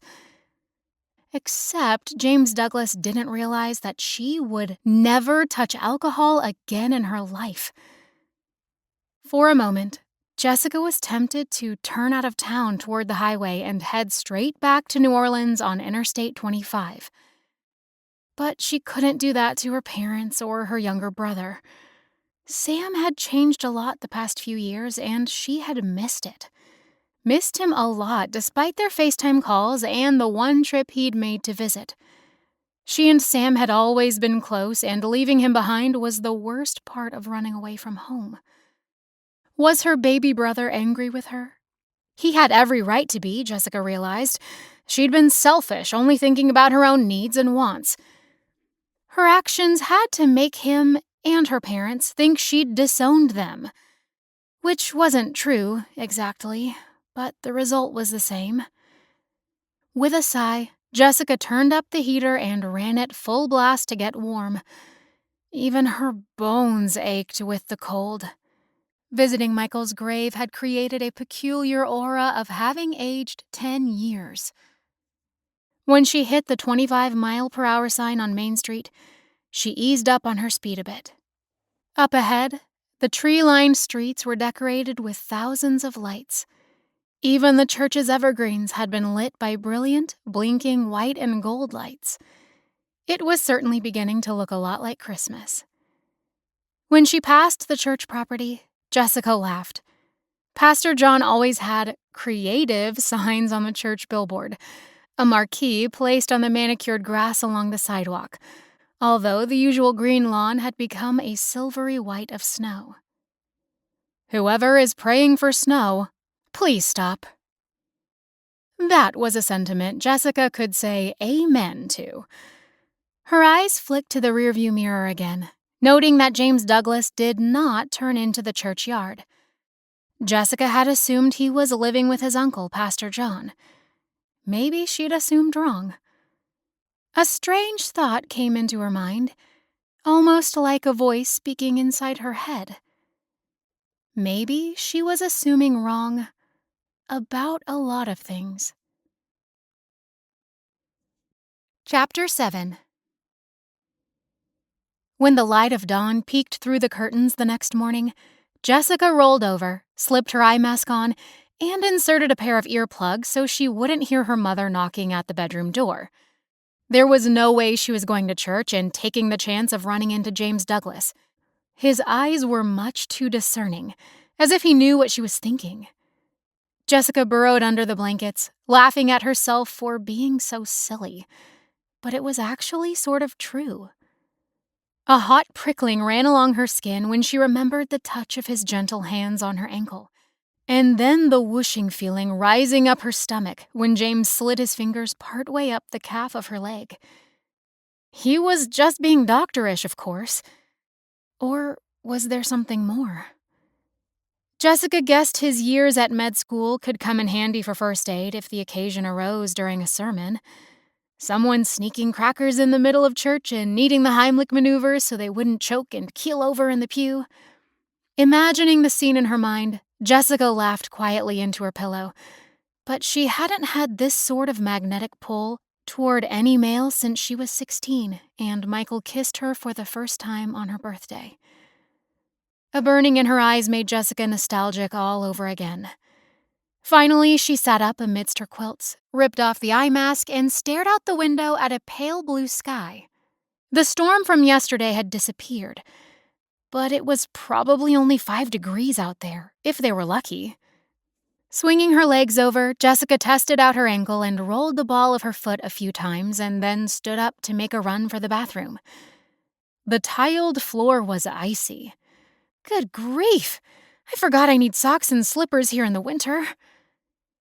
She had been wallowing in grief and guilt ever since she'd come home, and now Jessica was officially protesting church attendance. Her mother was probably having fits. A moment later, she realized with a jolt of good humor that she had the whole house to herself for another hour. Jessica smiled. She wasn't so tired anymore. Funny how she had planned to sleep in for hours and then found herself wide awake while a million things ran through her mind. The performance last night. James Douglas's evocative gazes. Chills running along her neck, a fizzy sensation in her stomach, one she was desperately trying to ignore. Oh, and Michael. Of course. Yes, him. Jessica bit at her lower lip, stabbed once again by the familiar guilt, and opened her laptop to check email. There were a series of messages from Zach Howard, one of the company dancers. Even though Zach was incredibly talented and had the most muscular body of any dancer Jessica had ever seen, she just wasn't interested in the man. Despite the flirting, the phone calls, the multiple invitations for coffee after practice or a movie on the weekend. His emails were filled with a couple of silly holiday jokes, stories about his family in Houston, a quick mention that he was missing the company, which Jessica took to mean he was insinuating about missing her. Honestly, she hadn't given him a single thought since the ballet company holiday party last week. "Welcome to my world," Jessica quickly wrote back, tapping the keys with her freshly painted long nails, which she'd done the day before in a pale pink for the Sugar Plum Fairy performance.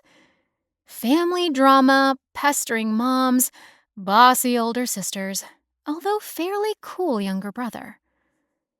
She kept the email short and sweet and ignored the fact that Zach had typed his phone number in a bolded font at the bottom of his email, asking her to call. "When you get back to New Orleans, it's time for us to have a real date, Jessica. We'll have fun, I promise." He may have been sincere, and then again, he may be using innuendos that were creeping Jessica out. It was hard to tell in an email. Thank goodness Snow Valley was a long way from Houston where Zach was spending Christmas. "Bet you don't have 2 feet of snow on your front lawn," Jessica tapped out. "See you in a few weeks," she ended airily. Then she jabbed the send button, and the message disappeared. Done. After deleting a pile of junk mail, she closed the computer lid, her body eager to move while she cast traitorous thoughts toward James Douglas. Jessica wondered if Pastor John would let the newly ordained minister give a sermon today. Quickly, she dressed in a pair of leggings, thick socks, and a sweatshirt, pulled her uncombed hair into a ponytail, and brushed her teeth. Then she slid down the polished banister downstairs, just like she and Sam used to do as kids. Standing at the picture window, Jessica drank a cup of hot raspberry tea and nibbled at one of her mother's homemade cinnamon rolls, warm from the microwave and dripping with icing. White sugar. Worst thing in the world to eat, but the rolls were hard to resist. It was Christmas after all, and Jessica's mother was an excellent baker, especially breads and pies. After licking her fingers, she stretched in front of the tree, still bare of decorations. The boxes of ornaments and tinsel were stuffed along the wall under the drapes, waiting to be hung. Mom was easily distracted. Jessica would probably have to help her finish. Growing up, she had usually done the Christmas decorating. Her sister Catherine was almost useless in that department. Selecting various Christmas tunes on her iPod, Jessica went through a warm-up routine as best she could. Between the holiday food and no regular dance training, she was going backward in agility and skills. Every dancer's constant battle was staying limber. Even now, Jessica's muscles ached a bit while bones creaked. Goodness, had she turned 40 overnight? After performing a series of pliés and then a few turns, using the tree angel for spotting, Jessica stretched out on the floor, bending her head over her knees when the front door opened. In burst Catherine and the kids and her brother Sam. "Thought you'd still be in bed," Catherine said, tossing coats, knit caps, and mittens all over the couch and armchair.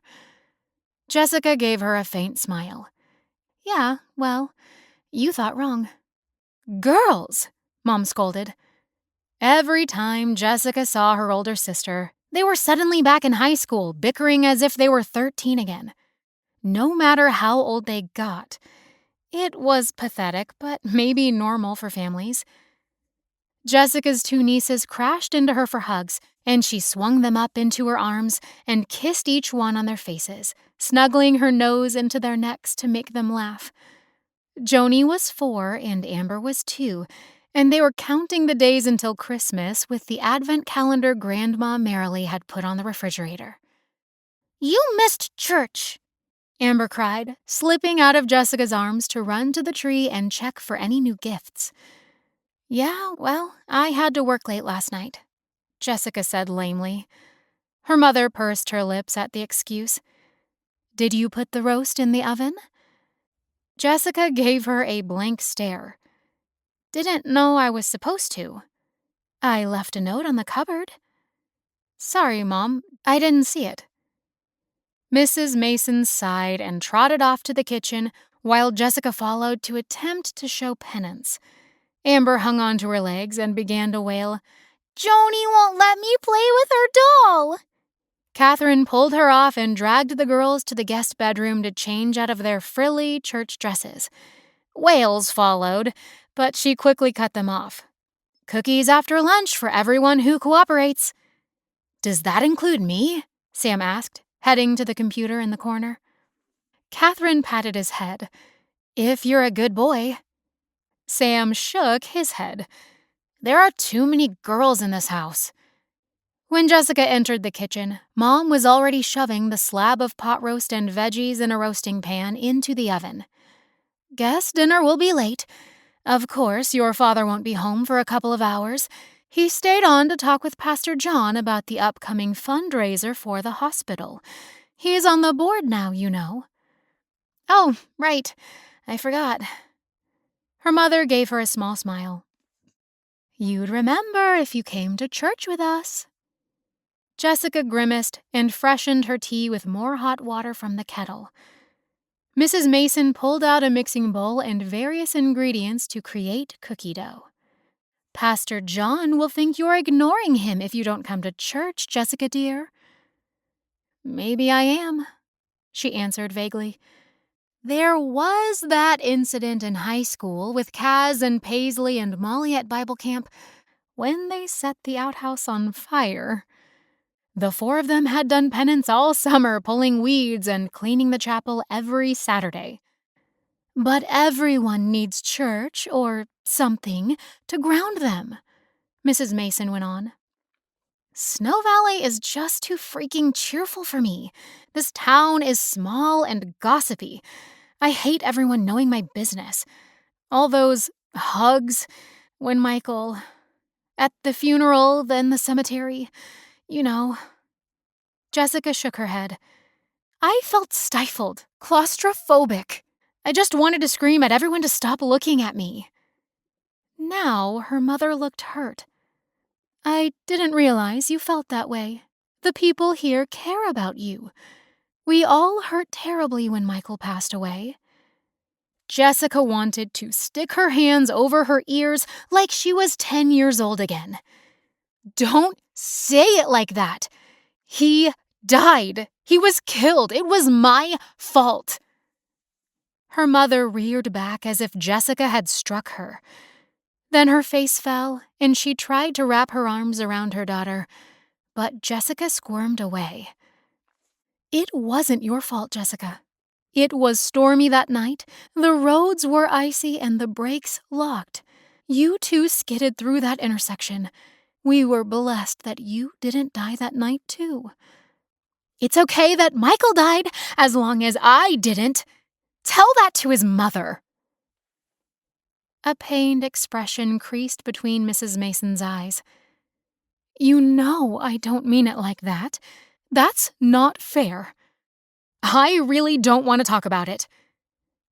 Jessica headed for the door, but her mother stopped her with a light touch on her daughter's arm. I know you think I interfere with your life too much, that I hover, and I'm probably much too sappy. But your father and I care deeply about you. We see how much you've been hurting the last several years. Even if you hid yourself away in New Orleans, we know why you left. But I'm also extremely proud of you for trying to live your life, for trying to make it on your own. She took a deep breath, as though gathering her courage. But ever since you got home, you've spent most of your free time at the cemetery. It also hurts that you seem to resent us. Most of all, it hurts me to see how much you're hurting. Jessica chewed on her lips, tears threatening to spill, crossing her arms over her chest in an attempt to hold herself together. It's been 5 years, honey. You need to forgive Yourself. That's impossible, she shuddered. I promise you'll feel better if you throw yourself into the Christmas festivities or a service project like the bake sale fundraiser tomorrow. Your old friend, Paisley, has done a remarkable job organizing. She has real talent. Good for her, but she never had the guts to leave this town. That was cold, Jessica. Very unchristian. Jessica shrugged, knowing her mother was right but afraid to admit it. Perhaps you and Paisley could get reacquainted and work together? I'll make a quick phone call. Getting involved in something will help you stop moping around the house. Or how about calling Caslin, your old classmate from ballet school, and go into Billings for the day? Don't. Jessica turned around, wiping a stiff hand across her face. Just don't. A bake sale will not fix this. Or a night on the town. In Montana, are you kidding me? She stormed out of the kitchen, running into her brother in the hallway. Hey, Sam. Want to get out of the house for a couple of hours? See if Big C's has milkshakes on sale? Not on the Sabbath, you two, Mom said behind them in her strict voice. Mother, Jessica said evenly, sometimes you have to let your children make their own decisions and let them make their own mistakes. Going out for a little while isn't going to send me to hell. She could see the pain behind her mother's eyes. It didn't make Jessica feel any better to defy her, but she had to get out of the house for a while or go crazy in the next 5 minutes. I won't go to hell either, Sam cried, a little too joyfully as he pulled on his jacket and stuffed one of his mother's hand-knitted caps on his head. Jessica pounded upstairs to grab her winter outerwear and catch up to him. Chapter 8. When Jessica slid into the Mason family car, Sam gave her a sheepish look. What's that look for? She asked suspiciously. He held up a plate of cookies tied with red Christmas ribbon and taped in the center with a green bow. Sorry, Mom said we have to deliver it to Pastor John's house. Jessica gave him a sideways grin, trying to shake off the argument in the kitchen. Mom is a piece of work, you know? He shrugged and grinned in return. Yeah, I know. So, tell me Mom's trick. How'd she get cookies mixed up, baked, and on a plate so fast? There are 24 plates just like this one in the deep freezer in the garage. Mom must be a Boy Scout. Always prepared. Prepared is her middle name. Or cookies. She thinks the world can be made better with the Band-Aid of chocolate chip cookies. Well, she does have a point, Sam said, sneaking one of the cookies out from under the plastic wrap and biting into it. Jessica gave him a withering look. Everybody in this town is too damn cheerful. Even you. Sorry, sis, Sam said with a mouthful of chocolate chips. But Mom is a really good cook. They got to Big C's a few minutes later. The roads had been cleared and salted, so it was an easy drive. The squat, gray brick building was clustered with tables and chairs, now iced over with a thick layer of snow from the previous night's storm. They really should bring these in for the winter, Jessica commented as she and her brother skirted around the tables and shoved open the glass front door. Warmth from the grill and ovens bathed her cold face. The smell of fresh-baked hamburger buns and onion rings made her realize that she was starving. I think I could use some lunch, Sam hinted. Jessica shoved an arm into his shoulder. Order anything you want, little brother. My treat. Wow, really? I always knew I loved you best, Jess. The feeling is mutual. After picking up 2 big, juicy burgers with all the trimmings, a basket of hot, deep-fried onion rings, and Cokes, they made their way to a table in the corner near a plastic Christmas tree strung with droopy tinsel.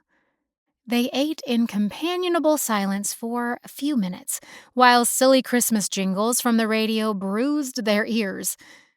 Man, this is so good, Sam said, gulping the last of the onion rings and wiping his mouth with a napkin. But now I'm feeling bad about eating so much. Mom's cooking Sunday dinner and all. You are a big old bear, you know that? Jessica told him fondly. Out of everything and everyone in Snow Valley, she'd missed him most of all. He leaned back in his seat, staring at her. You know, you're kind of hard on her. She's hard on me too, Jessica protested, not wanting him to take someone else's side. I'm on both your sides, Sam said, as if reading her mind. But even when Mom drives me insane, I know she means well. Jessica sighed and gave a shrug. Talking about her mother wore her out. Right now, her stomach was full and she was sleepy from all the fabulous, greasy food. You're wound so tight, Jess, her brother went on, tentatively, as if feeling his way and hoping she wouldn't bite his head off. A lump came into her throat as she stared back at him. What am I supposed to do, Sam? I'm stuck in this weird place. I can't even describe it. Michael was my whole life. Sam glanced down, looking over at a noisy family that entered the cafe doors, and then back at his sister. You sure about that? Or is that a guilt trip you're giving yourself?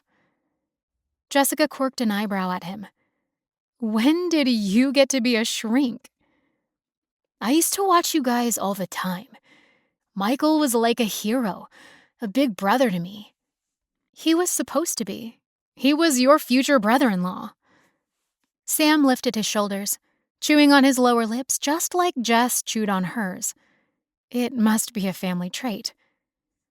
But watching you guys, for a while you were all kissy and romantic, and then, a few months before the accident, something changed. You both seemed more like cousins or something. Best buddies, just like you were when we were all kids. How would you know? You were only 13. I got eyes, he said meaningfully, and I'm not stupid. This conversation was becoming very disconcerting. We were eventually going to get married, Jessica told him, feeling defensive. Sam shook his head. Honestly, I don't think so.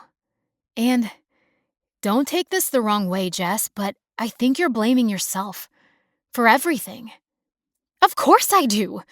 I didn't stop him from driving that night. No. Sam shook his head. I mean you feel terrible about the accident, of course, but I think most of your guilt is because you didn't love Michael enough. You were thinking about breaking up with him. Jessica stared at him in disbelief. No, I wasn't. What kind of fantasy are you spinning about us?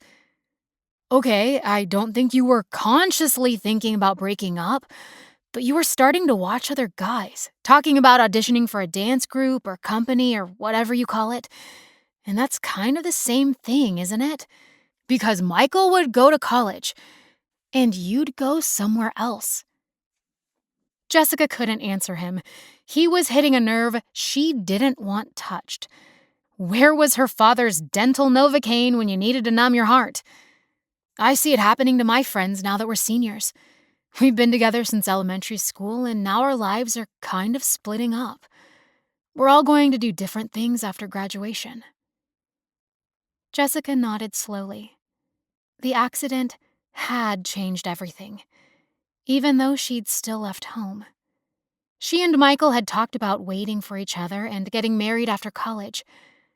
Jessica tried to remember the last time the two of them had talked about dormitories and sharing a vehicle, and what to major in.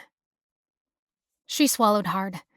The last time they had really discussed college plans was the summer after their junior year, and then they just stopped.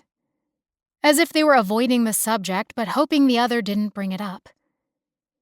The fresh realization hurt, and Jessica took a quick swallow of her drink, trying not to let the tears spill over. Finally, she glanced up at her brother's face. You do realize, Samuel Mason, that you're the only person who's allowed to talk to me like this. He lifted his eyebrows and gave her a knowing grin. Yeah. Now let's talk about something else. Like your girlfriend. Who says I have a girlfriend? I think Mom let it slip on the phone a couple of weeks ago, before I came home for the holidays. He rolled his eyes, an embarrassed smile creeping across his face. So, what's her name? Lydia? That's a pretty name. And? Jessica prompted. She's pretty amazing, Sam admitted slowly. Actually, she might be the one. Know what I mean? Jessica coughed on her fries, stunned to hear that come out of his mouth. You're way too young, Sam. You've hardly dated any girls. How could you possibly know you want to spend your whole life with her already? Wow, you sound like Mom now. She sat back and gave him a repentant smile. I did. Sorry about that. Besides, you didn't date anybody but Michael since you were a kid. Was she allowing her tragic experience with Michael to color her opinions on relationships? It was a thought that made Jessica squirm. Anybody in New Orleans? He asked next, studying Jessica. You've been there a long time now. Jessica thought about Zach Howard and cringed. Nope, nobody. That new pastor dude is pretty cool, don't you think? She feigned ignorance. Who? Sam just laughed. I saw a little eye action going on last night. Jessica straightened her shoulders. You did not. Did too. He asked you out, didn't he? I hardly call having cocoa with the family asking me out. Besides, it completely fizzled. End of story. Nope. Beginning of story. He was concerned about you, I could tell. He kept looking at you. Like a lot. Those annoying prickly feelings were running rampant down Jessica's neck and legs. Even her fingers were twitching now. Believe me, I am not interested in a pastor, and won't ever be. Sam laughed again. What's wrong with a pastor? Pastor John is pretty cool for an old guy. Jessica let out a strangled laugh at how funny her brother was. He's not that old. And yeah, he's pretty cool, as long as you don't set his outhouse on fire. No way, you serious? Drop the subject, she said with a sugary smile. You ready to go? But we're not done with Pastor Dude. What's his name? I am done, Jessica said, widening her eyes at him. Sam crumpled up the wrappings to his burger and stuffed it in the empty basket. I'm trying to picture you and Pastor Dude getting married. I gotta tell you, I'm seeing it. I am. His eyes glittered with mischief. You are so full of it. There is no way I would ever marry some religious guy. I swore off religion when Michael died. Only because you're mad at God. I think an alien is now inhabiting my brother's body. Sam didn't crack a smile. He was dead serious. I mean it, Jess. You keep crying and getting mad at everyone, walking around like somebody should shoot you and put you out of your misery. But it's only because you're mad at yourself, and you're mad at God for taking Michael and messing up your life. It sounds so selfish when you put it like that. Not selfish, just sad, because it doesn't have to be that way. What psychology books are you reading? You sound like Dad. I am his offspring. I'll take your advice into account, Jessica said, feeling irritated but knowing she shouldn't be.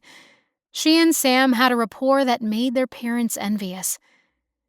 And if you eat any more of those cookies in the car, I'll snitch on you. Although they're probably frozen in that frigid car. When Jessica pulled into the church parking lot, the new billboard read, Church parking only. Violators will be baptized. Too late. Jessica muttered while she set the brake. "Here goes nothing." "You nervous?" Sam asked, picking up the plate and eyeing her. "No, why should I be?" "Pastor Dude is standing by the door." Her stomach lurched at the same time she snapped open the door latch. "I'm not nervous at all, just surprised." When they approached the side door, James Douglas was shoveling snow, scraping at the ice building up underneath the pile of white. "How about some frozen cookies to go with your frozen sidewalk?" Jessica said brightly, ignoring the fluttering in her chest. She was determined not to be overwhelmed by this man. He was a stranger. He meant nothing. James stopped, leaning on his shovel. His blue eyes planted themselves on Jessica's face, and a can of imaginary soda seemed to fizz all through her blood veins. "Darn him, anyway." "I'd love some," he said in that deep voice. "Well," she amended, "they're really for Pastor John. From my mom, you know." "Ah, I see." She could tell he was trying not to smile, so Jessica widened her eyes into a glare. "No need to laugh at me. I'm just playing my role as an obedient daughter." "I wasn't laughing, and I'm sure you are a very obedient daughter, whether it's a role or not," he added with a grin. "Ah," Jessica said, "then you're amused." He nodded, and his gaze seemed to gather her up and hold her close. It was extremely disconcerting. "Maybe you're right, but in a totally good way." Jessica tried not to blush. "Your vocabulary sounds like you just arrived from California." "I went to high school in Southern California. I guess it still shows at times." Now it was Jessica's turn to be amused. "California, huh?" "All right, enough with the grinning," he shot back, a broad smile spreading across his face. "Don't hold it against me. I did med school at Stanford. Better?" Behind James's back, Sam shot Jessica a silly grin and then held up 2 fingers in a peace sign. Jessica shook her head, trying not to laugh. Yeah, so I'm looking for Pastor John." "He's not here at the moment. One of his flock called." James Douglas pulled back the plastic wrap.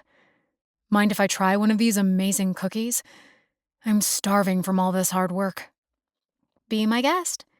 Before Jessica could blink again, both James and Sam were munching on Mrs. Mason's famous soft and chewy chocolate chip cookies.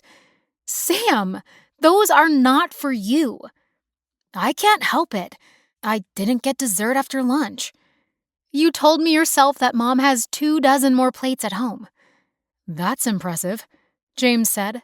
"Say, do you think I could get my very own plate?" Okay. Sure."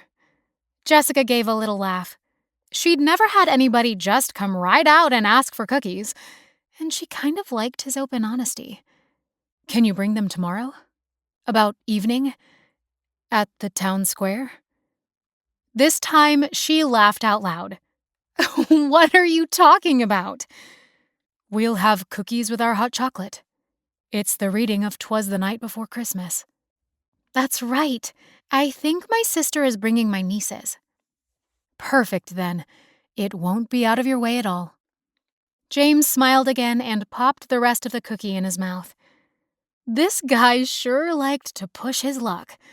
Jessica let out a breath, watching the muscular line of his throat as he swallowed the cookie.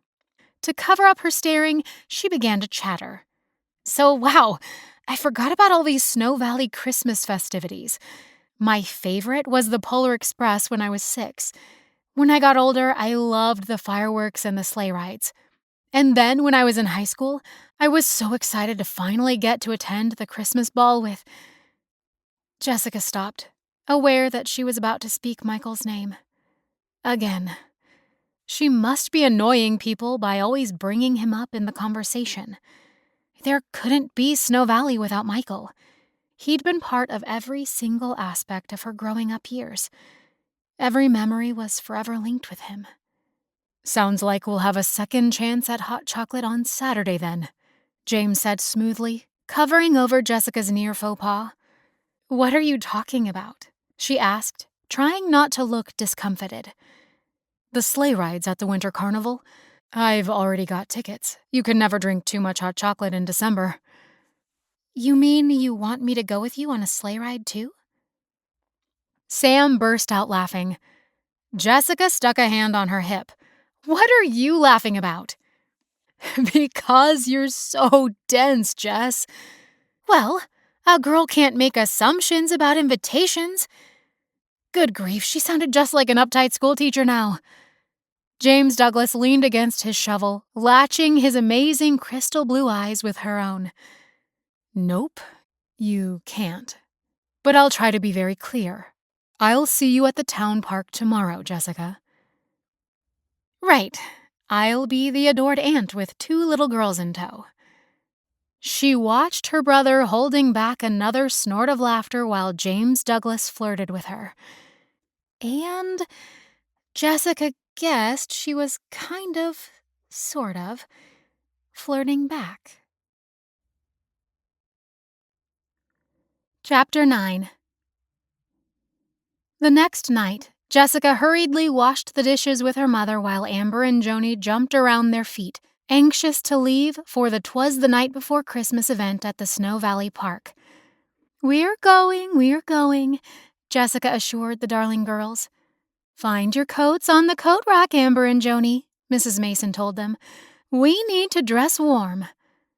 She poured dishwasher soap and started the machine cycle, then turned to Jessica, who was drying her hands. "A little bird told me you're meeting James Douglas tonight." Jessica was indignant. "Who told you that?" "Oh, wait. Sam, right?" "Of course." "You can't keep secrets in this family," Mom said with a sweet smile. "That's not always a good thing," Jessica retorted dryly. Mrs. Mason lowered her voice while they grabbed their coats and hats off the rack. "You should ride with us in Catherine's van. You want to be available in case Pastor James would like to drive you home afterward." Jessica made a noise of aggravation in her throat. I swear, Mom, you say lines like an actress from a 1940s movie." "Well, those were very good movie years. Not that I was alive, mind you." "Men, guys, and women don't play hard to get anymore. We are more open and honest." Her mother lifted an eyebrow, letting Jessica know that she didn't believe that opinion one bit. "I'll keep that in mind, but the male and female species are not much different now than they were through the history of time. I did a paper on that in college." Jessica cut her off with a smile. "My mother, the history major. Can we just go already?" 15 minutes later, they were passing the church. Jessica sat in the back seat of Catherine's van, squished next to the 2 child car seats. Sam had managed to find a ride with a friend and disappeared like a ghost behind a camera lens. Now, Jessica cursed herself for not taking a car of her own. She'd given up any potential freedom to cut out early. Going with her family meant staying until they wanted to leave. Dad was one of Santa's helpers tonight. As the town dentist, both Mr. and Mrs. Mason volunteered for a lot of charity work, which kept Jessica's parents busy and off her back during much of the year, except for their weekly phone calls. Tomorrow was the biggest event of the year, the hospital fundraiser. Jessica planned to stay snuggled at home under an Afghan with a stack of movies and the television remote. Tonight, the church sign read, "Prayer. Wireless connection to God with no roaming fees." Mrs. Mason turned around in her seat. "I was just thinking that church sign is so apropos, Jessica," she murmured. "We all need God in our life." "How do you know what I need?" Jessica practically snapped back. She turned her head to the window. Thank goodness, they had arrived and she and her sister focused on finding a parking spot. After exiting the vehicle, Amber and Joni took Jessica's hands, swinging her arms one on each side. Maybe they instinctively knew she didn't want to be alone with her mother. or James Douglas. The park was more crowded than Jessica expected. What was so compelling about a child's story and hot chocolate?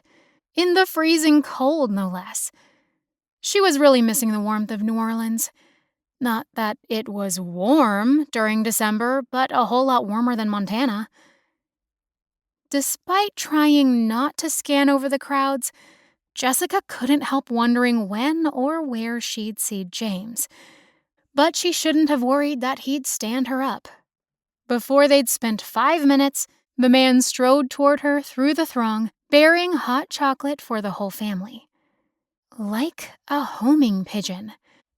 Jessica tried not to laugh at the thought, but James was very thoughtful to bring hot chocolate for all of them. When Jessica glanced up into his face, his smile was mellow tonight. "I'm surprised you have time for this with all your pastor duties," she told him, and then promptly burned her mouth when she took a gulp of hot cocoa. Dang, that's hot. I'm not sure I can feel my tongue any longer. "If you need a doctor's care, I'd be more than happy to take a look," James flirted in a low voice.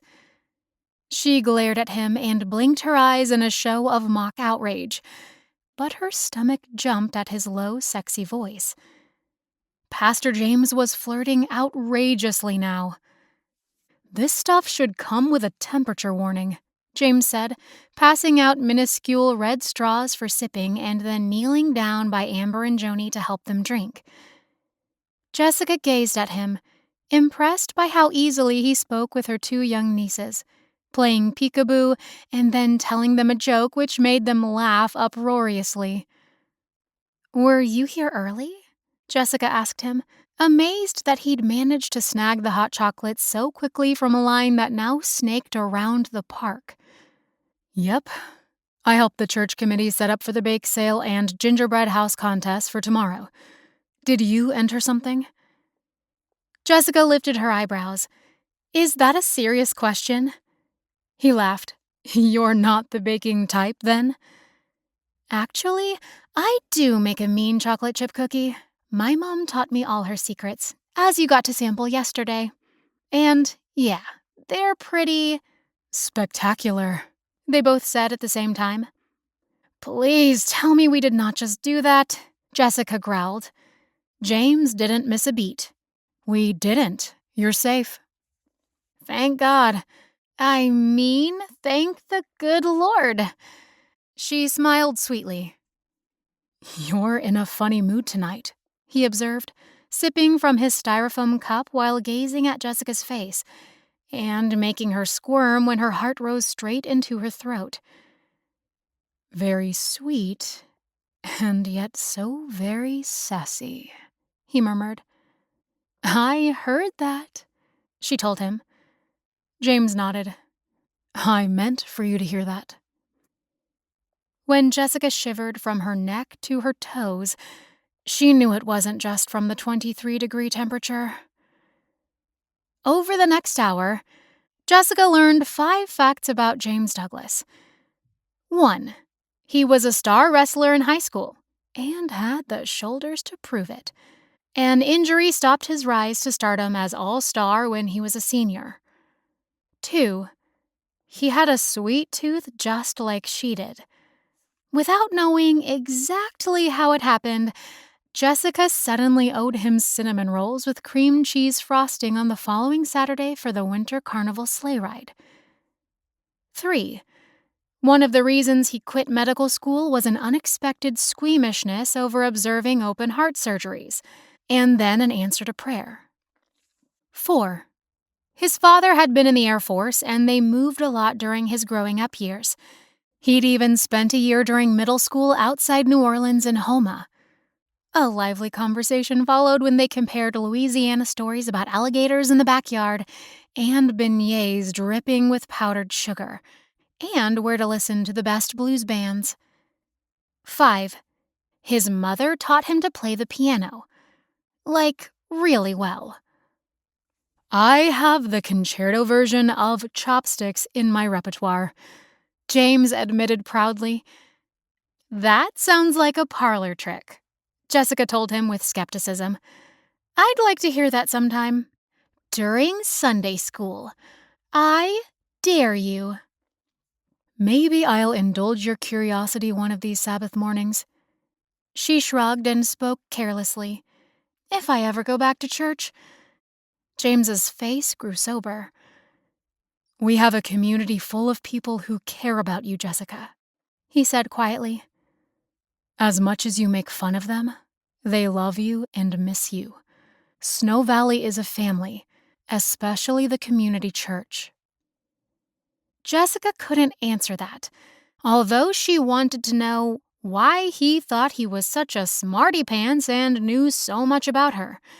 Instead, she just bit her lips and dropped her eyes away from his much too discerning ones.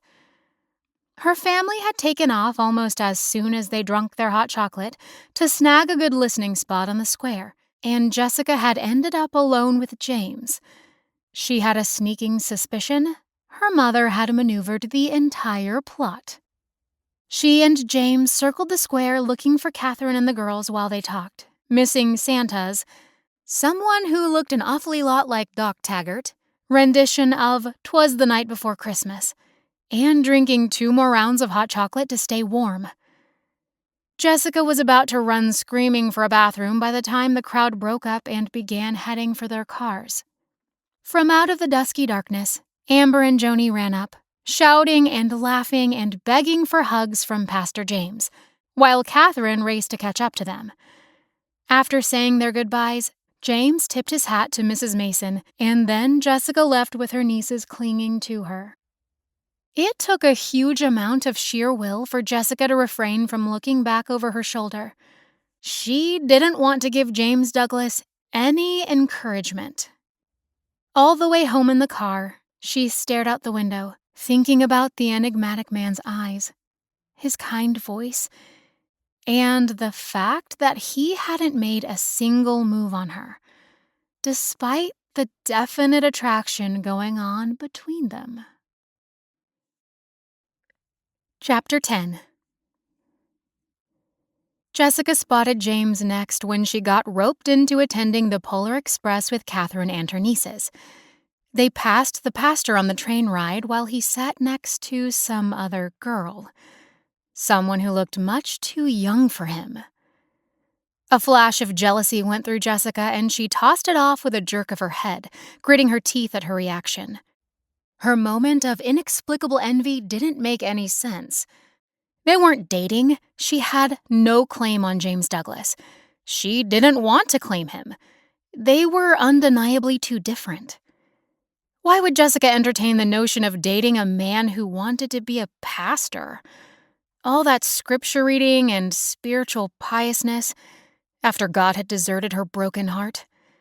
Besides, how could a pastor have a relationship with a ballerina living in New Orleans anyway? It was ludicrous. It wouldn't work past 5 minutes. The idea was completely delusional. Except James Douglas was anything but truly pious. Jessica had always assumed people who wanted to be ministers were born with their nose in the New Testament, good works as their sole hobby, and giving sermons because they liked to hear themselves talk. Maybe she had the wrong impression. James Douglas teased her, laughed at her, grew up in the surf on the San Diego beaches, cruised the French Quarter as a teenager looking for trouble, eerily similar to Jessica's Madame LeBlanc seance sessions. He was an army brat, half a doctor, and funny. Gentle, too, but with an edge of dark wit and ironic humor, which Jessica had to admit that she liked a lot. Someone who could take what she dished out and give it right back. If nothing else, Jessica could stare into those amazing blue eyes without ever getting bored.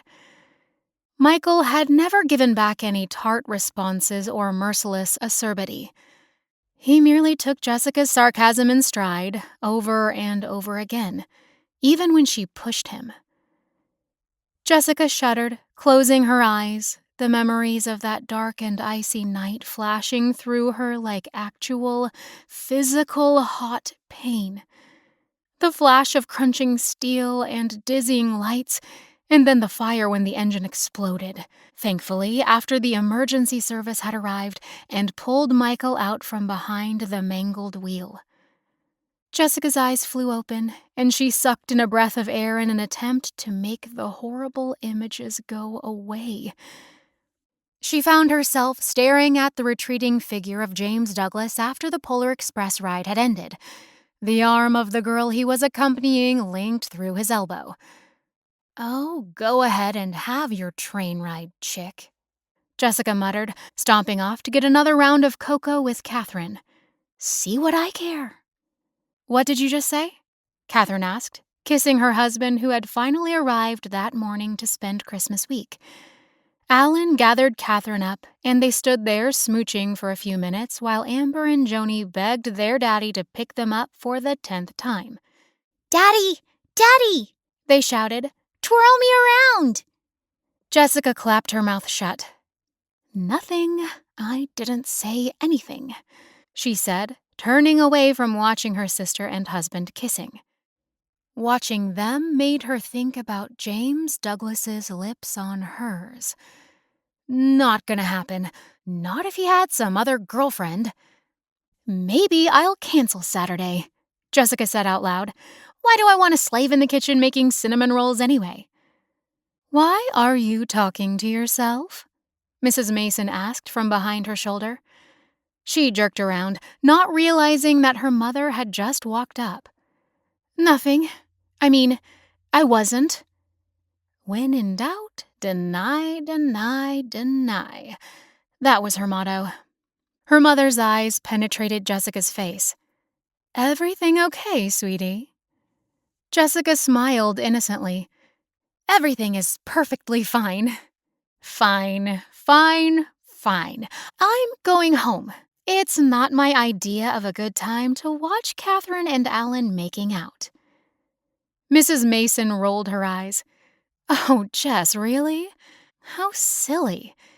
Hey, will you give me a lift to the hospital? I just learned that Olivia's daughter gave birth last night. Almost 3 months early. He didn't survive." "Oh, goodness, Mom. I'm so sorry to hear that." Olivia was another one of Mrs. Mason's lifelong friends, and this would have been her first grandchild. They'd known each other since high school, just like most of the girls Jessica had known. Most still lived in Snow Valley or close by on ranches. How could anyone stay in this small, stuffy town for their entire lives? Her mother took out a tissue, sniffling while her eyes welled up with tears. "I hate to intrude on their grief, but I have to do something. At least go by and tell them we're praying for them." Silently, they got into the car. "Oh, what a Christmas," her mother sighed when she settled back against the seat. "What do you mean, Mom? You love Christmas." "Oh, your dad's office manager, Mrs. Gibbons, is sick with a bad case of strep throat. I'll be over there next week helping him out at the office. Thank goodness it's a short week due to the holidays. Can't believe Christmas Eve is less than a week away. Would you mind finishing up the gift wrapping and doing some baking?" "Sure. I'll make cinnamon rolls Saturday morning. I promised someone a dozen anyway. Well, maybe a half dozen," Jessica added with a smidgen of glee. "I'll freeze some for Christmas morning breakfast." "That would be great, honey, thank you." There were several long moments of silence. For once, Mrs. Mason was quiet and not chattering away. "What else is going on?" Jessica asked when she turned into the driveway of Snow Valley Community Hospital and pulled up to the drop-off curb where the wide glass doors showed the interior of the waiting room, a bank of elevators just beyond the couches. "One of the neighbors is getting foreclosed. Your dad and I are collecting donations to help their kids have Christmas." "Wow, that's a lot of bad news all in one night." "It is." Mrs. Mason turned to look at her daughter, one hand on the door handle. "Not everything is perfect and cheerful in Snow Valley, Jessica. You accuse us of that all the time, but you aren't the only one sad or grieving." Her words were like a slap in Jessica's face. "That's not very nice, Mom." "Is it? You're either moping around the house, in your room ignoring everyone, or acting like you have the entire world suffering on your own poor shoulders." "Ouch, Mom, what is this, tough love?" "Maybe it is. I hate to see you hurting yourself." "Who says I am?" Jessica tried to hide the resentment in her voice, but not very successfully. "It's so obvious, and you can't see it because you're too wrapped up feeling sorry for yourself, and bent on pushing everyone away on a pedestal of pity. Michael's mother lost her son 5 years ago, and in so many other ways, I lost my daughter. You disappeared into a cloud of hurt and anger and guilt." Jessica was practically speechless. "That's not true," she began, eager to deny the accusations and prove her mother wrong, but Mrs. Mason silently exited the vehicle and shut the car door before she could say anything else. While Jessica watched her mother walk through the glass doors, her entire being simmered with offense. Reaching over, she opened the passenger door and then slammed it shut again. How could her mother say those things about her own daughter and then walk away like she was Mother Teresa? After she drove back home, barely seeing the road in front of her, Jessica couldn't get out of her jeans and boots fast enough. She threw her coat across her bedroom, then peeled off her mittens and hat, tossing them onto her bureau and knocking over a perfume bottle in the process. Downstairs, Catherine's family came in the front door, chattering and laughing and giggling. The sounds of family happiness, of her older sister happily married with her true love, just made Jessica feel even more lonely. After stuffing her legs into flannel pajamas, Jessica crawled into bed, turning up the thermostat on the heated blanket. Wrapping a pillow around her head, she cried real tears for the first time in a long time. Not the burning tears she often blinked away, or sniffing back emotion, or hiding a single tear that accidentally slipped out, but buckets of hot tears that hurt Jessica's throat and made her feel sick inside and out. Chapter 11. On Saturday, Jessica made 6 dozen cinnamon rolls, mixed flour, eggs, sugar, and yeast by hand, and then kneaded for exactly 12 minutes. When the dough had risen so high it was overflowing the bowl, she rolled out a rectangle, lathered butter and sugar and cinnamon all over the dough, pinched the ends, and then used a ruler to measure each one so they'd be exactly the same size. By the time she was finished with the first batch, Jessica was covered in flour, dashes of brown cinnamon under her fingernails. Cream cheese icing sweetened the flyaway strands of her long hair. "Those look good enough to eat just as they are," Dad said, grabbing a still rising roll off a cookie sheet and chomping right into the raw dough laden with brown sugar and cinnamon. "Dad," Jessica chided, "those are for other people." "You mean I pay for the flour and cinnamon and oven electricity and I can't even have one?" "Okay, one. Call it a tax. Some of these are going into the freezer for Christmas morning next week." "That's probably the only reason I'm not having a second one. But I can be your official taste tester." "So?"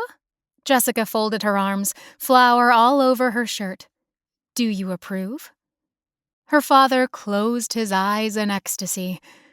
"I think these will go down in history as your best cinnamon rolls ever." "You always say that." "It's always true, honey." He kissed her cheek, leaving a sticky spot. After Jessica handed him a glass of cold milk, he went off happily to peruse the morning paper and Mom's Saturday to-do list. Her stomach did a little flip-flop. She wasn't meeting James Douglas for an official date, but she was still meeting him later that day, and it dawned on Jessica that she'd made these sweet rolls with a certain amount of extra care, knowing he'd be eating them. But why did she care? Being a homemaker was not on Jessica's list of priorities, goals, or aspirations. She only baked to eat the end product. After devouring a second roll and downing the 2 glasses of milk, Jessica was bloated and exhausted. When the final pan of rolls was baked and cooled, she swathed the rolls in plastic and then aluminum foil for freezing. The rest of the afternoon was spent wrapping the stack of gifts she'd bought for her family and stowing them under the glowing tree. Jessica had finally gone shopping the day before. The last Friday before Christmas in Billings was a zoo, but she managed to get everything on her list. Amber and Joni were going to be thrilled with their baby dolls and cradles. She'd found a beautiful blouse for Mom, a book on Civil War history, and a deep red tie for Dad. Yeah, boring, but Jessica was pretty sure he'd like them. Finally, a gift card for CDs and movies for Sam, and a family game for Catherine and Alan, with a side of Catherine's favorite perfume. Plain, simple gifts, but she hadn't been around her family much the past several years to know their current particular tastes or wants. A pang of remorse came over her. Jessica had missed a lot living in New Orleans. At the moment, that life seemed very far away. She'd received another email from Zach Howard, Christmas jokes, and promptly deleted them. What Jessica did miss was dancing. Dancing was like oxygen for her, a necessary commodity to sustain life. She pulled on some thick leggings and a loose shirt and headed to the basement. This room was better than a gym membership because there was privacy. Lovingly, Jessica ran her hand along the length of the bar her father had installed for her when she was 13. Going through her daily warm-up, Jessica performed the basic routine every dancer began with. Dance positions 1 through 5, pliés, turnouts, arabesques, and finally a session of spins and spotting without losing her balance. Finally, Jessica moved onto the floor and ran through pirouettes, leaps, and tours jetés. By the time she was done, it was almost 5 o'clock. On the floor above her, she heard the sound of her family creaking on the floorboards and pounded up the carpeted steps. "There you are, Jessica," Mrs. Mason said. "You're flushed." "Just finished my workout." Her mother gave her a smile. "I suppose a dancer never really gets a vacation." "Nope. I'm going to shower now. Winter carnival tonight. Yay." She gave a half-hearted fist pump, playing down the anticipation that was growing stronger each hour. She paused on the staircase, making an attempt at not being so self-centered. How's the Taylor family?" "Doing okay," Mrs. Mason said with a sober look on her face. "A lot of sadness, but there's always hope." "Hope for what? Their baby is gone forever." "Well, dear daughter," her mother said, placing a finger under Jessica's chin, "at Christmas we think about the hope of the Savior, his life and resurrection, the hope that we'll live again with our families. That hope." "Yeah, Mom, I know." Or did she? Jessica had heard the words, the teachings, all her life. But when Michael was killed, she lost the surety of those beliefs. Of all the people she had known during her life, Michael was the good one, the kind one, the one who shouldn't have died. Jessica's anger at God had overwhelmed her for so long she was worn out and spent. Perhaps she was finally growing weary of being angry all the time. "The baby's funeral will be on Tuesday the 23rd, Mom added. Jessica winced. The same day Michael's funeral had been 5 years ago. "It's so hard to lose a child," her mother murmured. "A life cut so short." Jessica wondered who she was thinking of. Olivia's grandchild Or Michael's parents? Both had lost a child now. Jessica cleared her throat, an idea coming into her mind. Mrs. Gibbons is ill, right? Do you think she could eat some cinnamon rolls with strep? That's a great idea, sweetheart. I'm sure she'd love them. I'll drop off a plate on my way to the carnival. Jessica had no idea what made her offer, but Mrs. Gibbons had worked for Dr. Mason Jessica's entire life. She was an icon in that dentist office.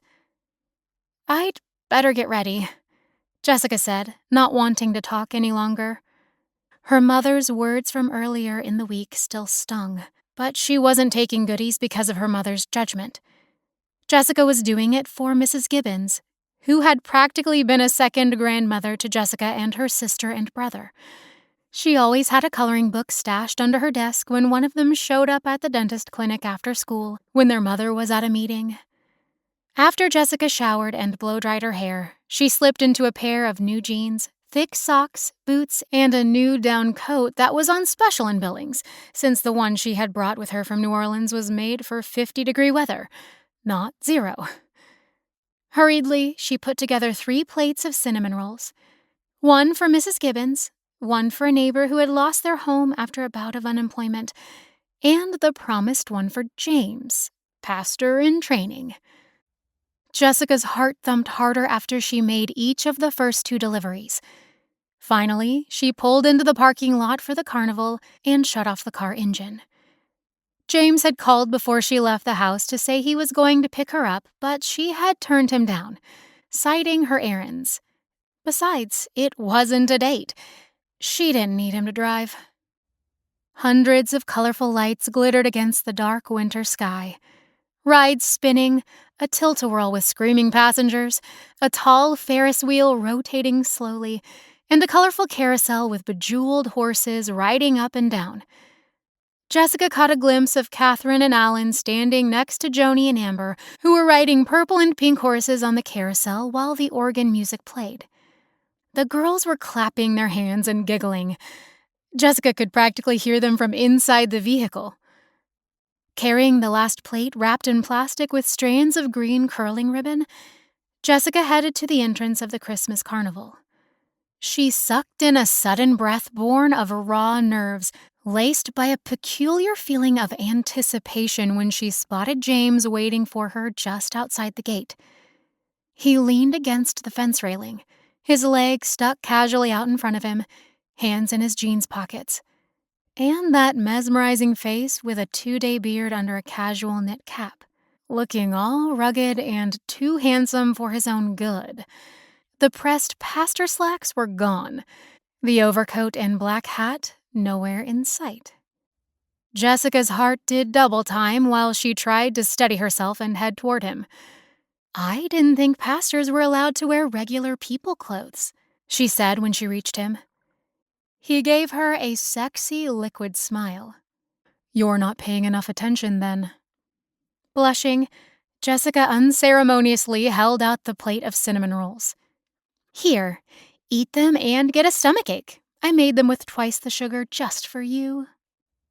"Ah, that means they're even sweeter than you are." "Ha ha," Jessica said, tossing her hair in an aggravated gesture. "I got the double entendre, Pastor James.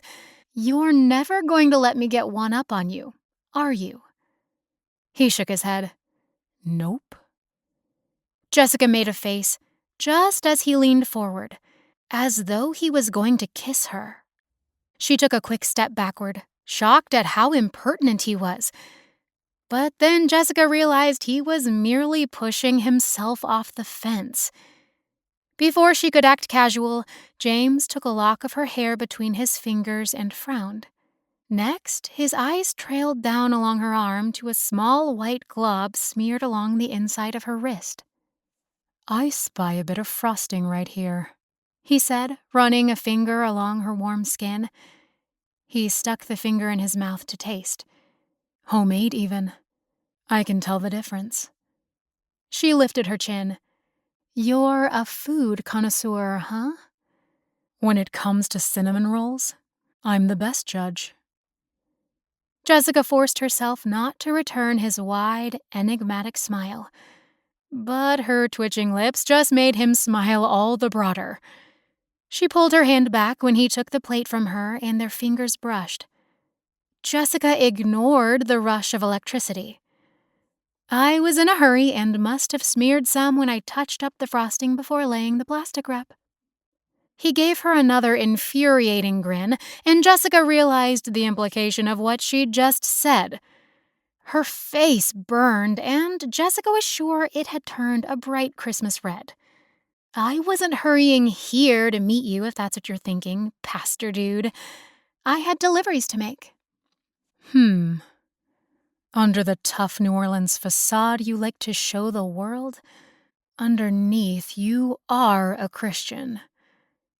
Good to know. Jessica growled and gave him a shove off the fence railing. He lost his balance for only a second, but managed to save the plate of cinnamon rolls and set them on top of a fence post. Unexpectedly, he reached out to grasp her hands in both of his large, warm ones, staring down at her with a look Jessica couldn't begin to fathom. Despite his eyes burning into her face, James Douglas was rock solid, steady as an ox, warm as a bonfire. Jessica tried to tug her fingers away, but he didn't let go. Just tucked her hand into the crook of his elbow and pulled her into the winter carnival. She assumed an air of nonchalance, as if she didn't care that his palm was enclosing her own hand in a protective gesture. James's fingers were warm despite not wearing gloves. A tiny blister that was healing on his palm clearly showed that he'd seen some hard work recently.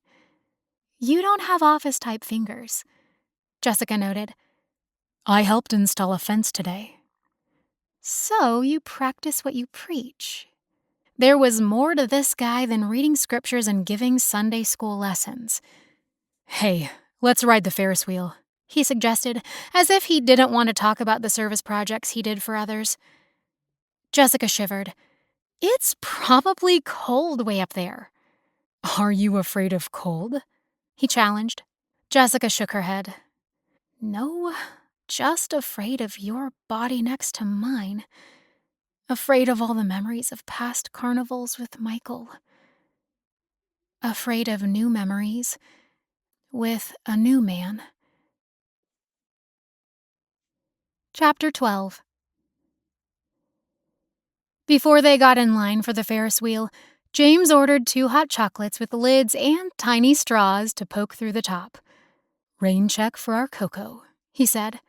You paid that up on Monday, remember? Monday was forever ago. You sound like a kid who can't wait for Christmas morning. I am that. He squeezed her fingers as though Jessica was his Christmas morning present. Don't do that, James Douglas, Jessica thought, overwhelmed by this man. She was taken, wasn't she? She shouldn't be doing this when she still belonged to Michael. Jessica jerked as though she'd been hit. What was she thinking? A hard realization hit her with a velocity that robbed her breath from her lungs. You're not crazy, James whispered, his lips brushing against her ear. How do you know what I'm thinking, or feeling, or anything? You have no idea what I've been through. James Douglas nodded soberly, his blue eyes penetrating her thoughts. Stop that, Jessica ordered. Stop what? You know what. Why do I get the feeling we're talking to each other like we're still in high school? Because maybe you never grew up, she retorted, unsettled by the whole situation as she tried to deny what was happening between them. His face was thoughtful. Maybe not, but I think you're still stuck in your senior year. Are you saying that I'm acting childish? When does this ride stop? It just started. First rotation just finished. Feeling her temper rise with the Ferris wheel, Jessica tried to pull her hand away from his, but James didn't let her. He kept a firm grip, putting an arm around her shoulders and holding her close. I'm not going to let you jump out. I'm not that crazy. No, you're not. he agreed infuriatingly. They didn't speak for the rest of the ride, but a few moments later, Jessica spotted her brother Sam sitting in one of the carriages just above them, with a girl. The same girl James had been with on Wednesday at the Polar Express train event. How strange was that? Sam and the girl twisted in their seat and looked down below to wave at James and Jessica, laughing easily together as if they knew each other well. Sam's arm was around her shoulders. Was that Lydia? Sam's girlfriend? So why had she been so chummy with James last week? Breaking the silence when the ride ended, James said, "That girl with Sam, she is my younger sister." Jessica's confusion grew. Are we talking about the same person? You mean Lydia's your sister? Yep. She goes to the high school too, but she's a junior. Jessica tried to rearrange her thinking. So, Lydia was James's sister. That's why they had been so close when she saw them together. The relief Jessica felt at the simple explanation of the mystery girl was palpable. Perhaps too much. She didn't want to care about this man that much. James tugged Jessica along the carnival path, their hips bumping into one another and ending up at the sleigh ride line, which had just opened up. She flagged down the attendant, and a few moments later they were bundled into the sleigh, a lap rug covering their legs. "Hold on, Jessica," he said as the driver in the seat in front of them slapped the horses' rumps with the reins. Before Jessica could comprehend what was happening, they were gliding across the snow under the light of a silver full moon. "I thought these rides had more than one couple in them, like a double seat or something," she said, sitting up straighter and trying not to lean into James. "You're stuck with me, I'm afraid." Jessica sniffed. "I could always jump out." "Not if I tell the driver to go faster." The horses' hooves kicked up swirls of soft, fine snow. A cold wind whistled past Jessica's ears, and she wanted to bury her head in James's warm coat sleeve, but she braved the cold and acted as if she didn't care, even if it felt like her nose was about to break off from frostbite. When their driver spun the sleigh close to the river's edge, racing past pine trees and deep shadows in the woods, Jessica braced a hand against the seat back. "Are you sure you know what you're doing?" James threw Jessica an exhilarated grin, all glittering white teeth and swoony handsomeness. "No, I don't think he's sure at all." "What's that supposed to mean?" Jessica asked. At the same moment, their driver hunched deeper into his coat and muffler, expertly maneuvering the horses through a thicket of fir trees, and finally slowed to a trot again. "Just innuendos about our crazy driver," James whispered. His face brushed against Jessica's hair when he leaned in close so she could hear him better. "Innuendos? What does the Bible say about that, Pastor?"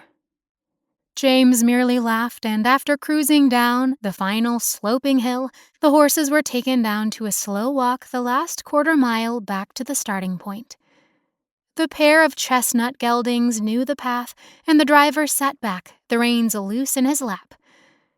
Jessica listened to the slush, slush of the snow beneath the sleigh's silver running blades. A million stars blanketed the fields, reminding her of tiny spotlights twinkling on a dark stage. It was spectacular, and she felt very small and vulnerable. Not because of James, but painfully vulnerable to life and the loss and an uncertain future. She couldn't help the feeling of sorrow, thinking about how Michael was missing all the wonder and beauty of life. "Here's a non-innuendo," James said, touching Jessica's hand lightly with his. "A straightforward request. Let me see your cell phone." "Huh?" "Just give it to me for a sec." Puzzled, Jessica dug her phone out of her pocket and handed it over. Expertly, he went to her contacts app and typed in his name and number. "There. Now I know that if you ever need me, you can call. Anytime." Jessica gave him a small smile, knowing she would never call him. She was one of those old-fashioned girls who didn't call a guy, except if the guy was her best friend, like Michael had been. The two of them had called each other's houses since they were 9 and just had to go frog hunting by the river, or play old PS2 games. Finally, Jessica spoke, curious about something. I didn't even know you existed here in Snow Valley until a week ago, and I didn't realize you had family here, too. Remember Pastor John, my uncle? I mean besides him, Jessica said, catching his eyes in the darkness. Your sister, Lydia. Lydia got here in August at the start of the school year, and then I arrived after helping my father settle things at home. Now Lydia's living with me. I'm renting a little house close to the church. But what about your... Jessica stopped, realizing that she was asking way too many personal questions. My parents? He asked softly. My mother, in particular. Jessica nodded, biting nervously at her lips. Hey, don't do that, James said, running a gentle finger along the outline of her mouth. Looks like that hurts. She grimaced.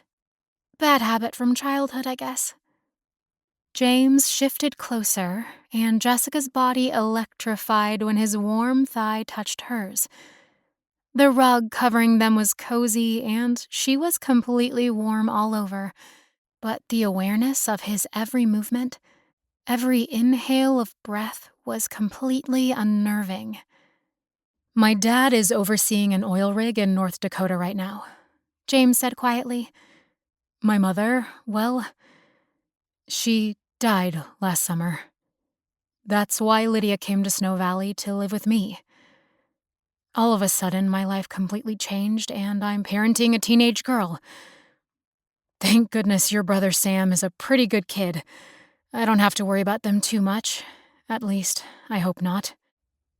He is a good kid, Jessica told him, thinking about how she'd had prickles of envy over his sister the other night. She felt foolish and stupid. I'm so sorry about your mother. What happened? She stopped and held up a hand. That was crass of me to pry. I shouldn't have asked. It's none of my business. She watched James fidget in the seat, and his face took on a faraway expression.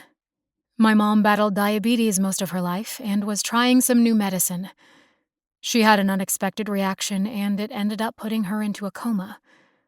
She never came out of it, no matter what the doctors tried.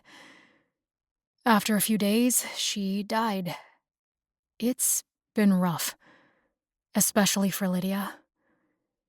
Even when a girl declares that her mother drives her crazy, she still needs a mom. Jessica's chest grew tight. Tears of empathy burned at the corners of her eyes. How awful that must have been. So unexpected, too. Even though she and her mother got on each other's nerves, she knew how badly it would hurt if something happened to her. Jessica couldn't even imagine not having her mother in her life. Mothers were the rock of the family, the one person everyone in the family ran to when they needed help. James reached out to squeeze her hand, turning to gaze at her. Not as sudden as your Michael, but I know a bit about what you're feeling. I've done my share of accusations and blaming all the wrong people, myself included. I keep wishing we'd never tried the new medicine, wishing I'd done more research to see if there were side effects. After all, at one time I was going to be a doctor. It's hard not to blame myself and her doctors. I even yelled at one of them. It hurts, and it's so unfair, Jessica whispered, suddenly reaching for his hands to press with hers. James bent over to kiss her fist, and tears prickled at Jessica's eyes. The gesture was so gentle and so utterly romantic. My mother should have lived another 30 years. Had the chance to finish raising Lydia. Watched her only daughter get married, all that stuff. Jessica's throat burned listening to him. They stared at each other in silence for a few moments, knowing the other person's suffering. The deaths they had gone through with all its hurt and sorrow. It was unfair. Life was unfair. Painfully so. And for once, it was really, really nice to know somebody understood. "Hey, Jessica," James said, changing the subject. "You've made it abundantly clear that this isn't an actual date, but I want to take you on a real date. Like the Christmas ball next week, or the Christmas Eve pageant and program if you're into more spiritual things. Or I've got an even better idea. How about both?" His eyes twinkled when he said that. "You're not the least bit ambitious, are you, Mr. James Douglas?" Jessica said with a laugh. "But I think now you're laughing at me again." "I'm never laughing at you." He brushed a finger against Jessica's cheek, wiping away the tiny tear that had slipped from her eye. Horror washed over her knowing that he was watching her cry. "I know what you're feeling, more than you realize. Losing a mother and losing the boy you think you're going to marry are two completely different things. Two different kinds of pain, but still a lot of pain. You've been grieving for a long time, running away from home to escape the pain. And it was terrible. I'm not diminishing that. But life is for living. And I think you should know that I'm interested in you, Jessica. More than you realize." I... Jessica stammered. "I can't believe you're saying these things to me."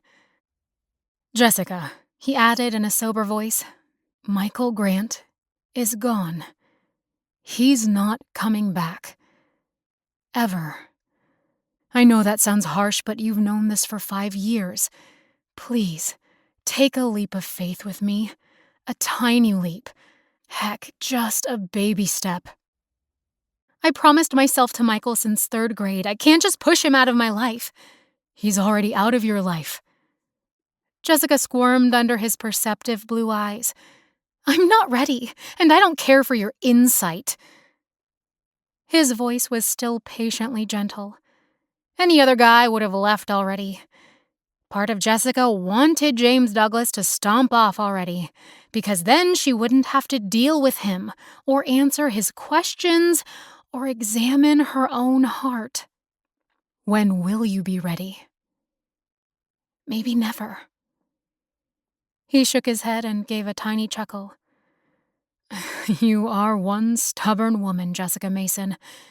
Do you plan to mourn Michael for the rest of your life? Berate yourself for your mistakes? You need to realize that Michael has blame for that night, too." "How dare you speak about him like that when he's dead?" "And you keep on insisting that you were in love with him." James's voice trailed off meaningfully.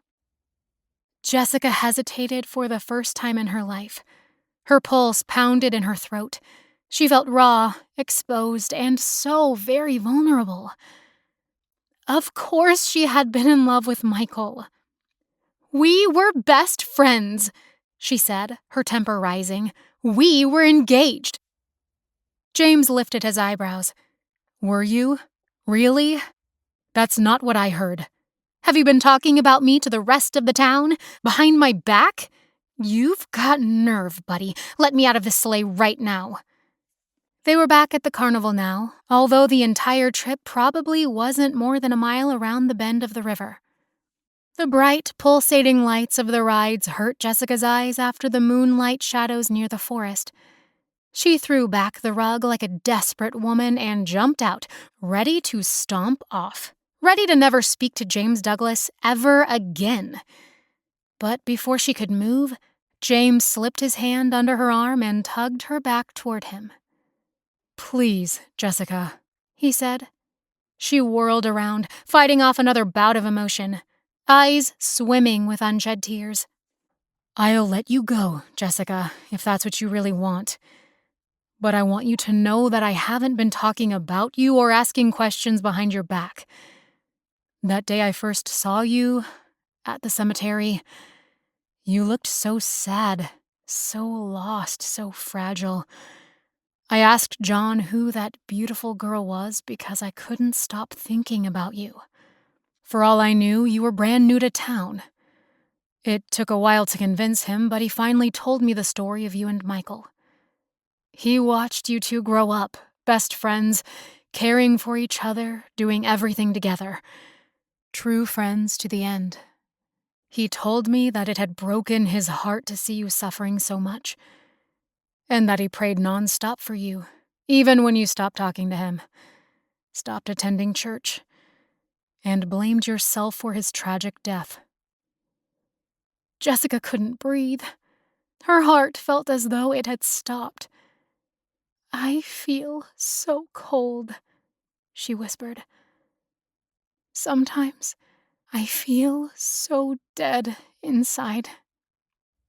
Holding herself tight, Jessica clammed her teeth together, not wanting to say these things, not wanting anybody to know the bad person she really was inside.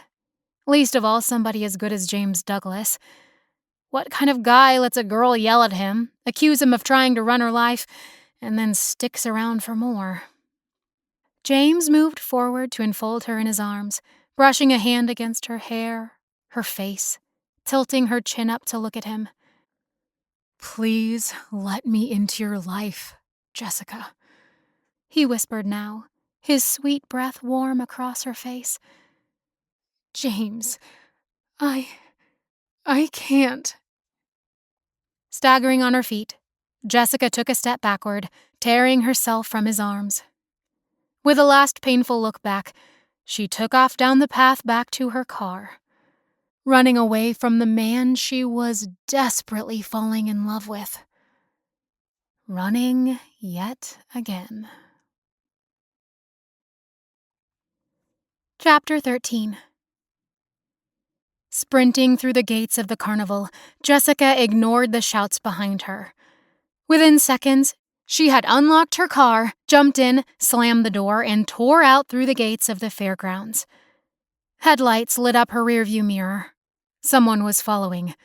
Probably James.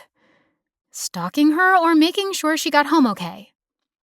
Don't be a jerk, Jessica told herself fiercely, wiping at her wet face with rough fingers. He's not a stalker.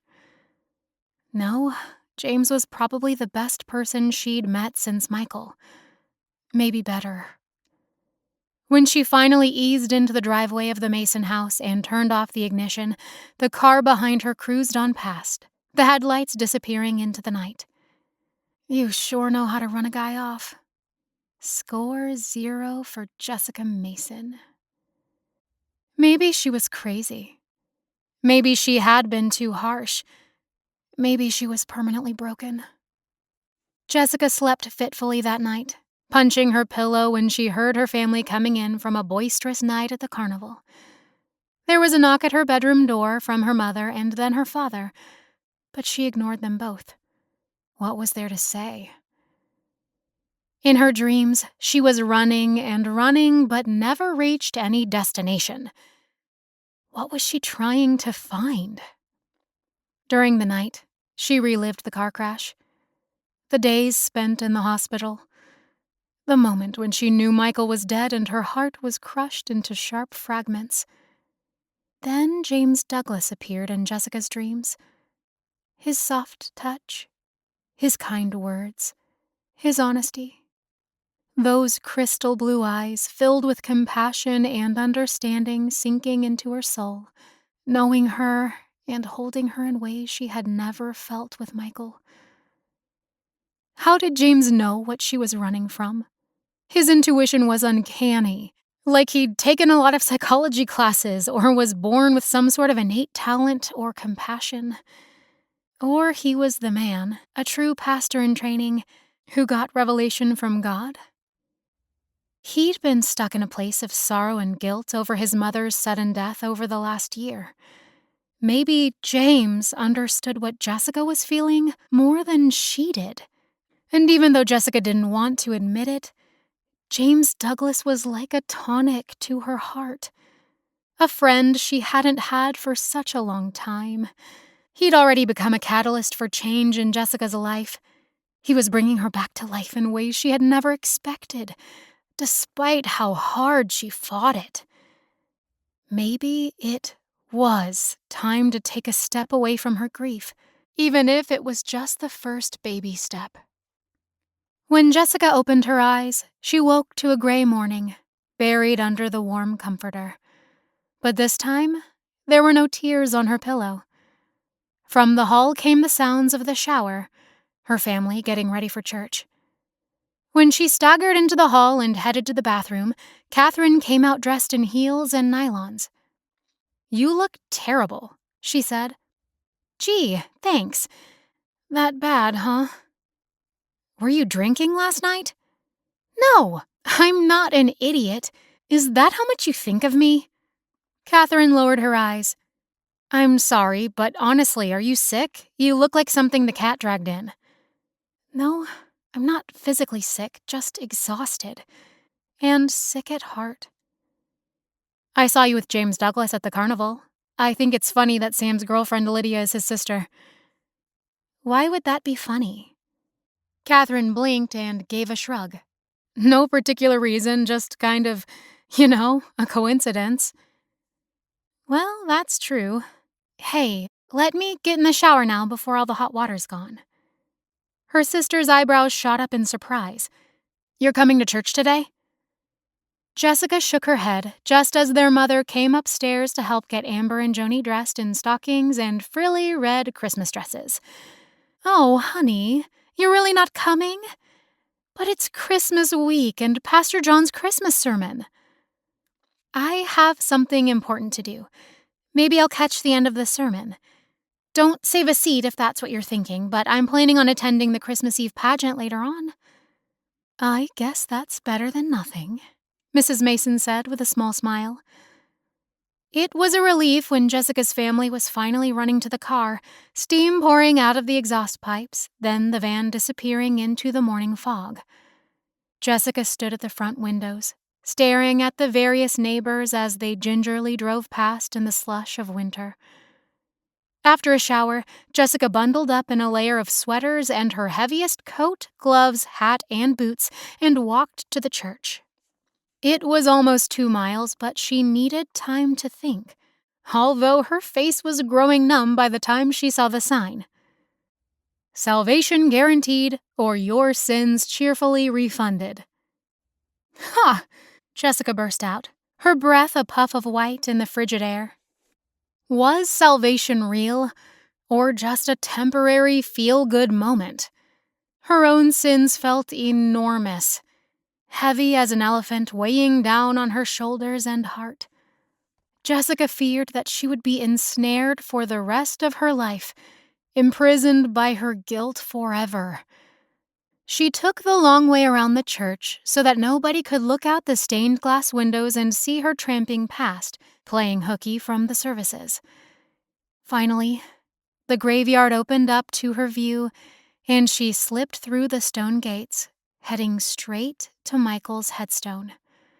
When Jessica knelt in the cold, icy grass, she traced his name with her fingers, wept a little bit, but not as much as she used to. "What am I supposed to do without you, Michael?" she finally said. "I've tried to move on and make a life that I always dreamed about in dancing. I ran away from my family, from you, and from Snow Valley. But no matter where I go, you haunt me. Forgiveness sounds nice, but not very realistic sometimes. The hardest part is not knowing if you still love me or just despise me for what happened." The air was so still, so cold, but the gray of the sky began to lighten into a pale blue color. The fog burned off, and a weak sun warmed her frozen nose. Sitting on the edge of her coat, Jessica wrapped her arms around her knees. How can I expect to forgive myself when I know I was lying to you for a long time? Because that's what this was all about. We were beyond stupid that night, but it was an accident. And the roads were bad. We should never have left the house. That was the mistake in the first place. And that was a decision we both made. Within seconds, the sun grew stronger, and a sudden beam of light touched down from the clouds, landing on Michael's name and the dates of his life. Jessica threw her head back and stared at the shaft of perfect yellow light coming down in a beam of warmth and clarity. Her eyes pricked with tears. It was almost like God himself was speaking to her from the heavens. Or Michael standing in Christ's love, giving clarity to so many things she had been lying to herself about. Because the guilt she'd clung to was based on a lie of her own making. Michael had died believing that Jessica loved him, that she still wanted to marry him.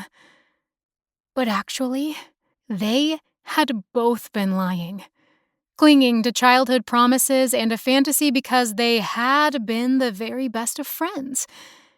Coming home was giving Jessica a clarity she'd been avoiding, the truth she had pushed away for a long time. The last year of Michael's life had been the year they had pulled away from each other, subconsciously, maybe even consciously, but never speaking of it, never admitting the truth to each other. When she tried to speak, Jessica's voice was hoarse with emotion. I did love you, Michael. I will always love you. But I knew deep down that I wasn't going to marry you. I knew we weren't meant for that.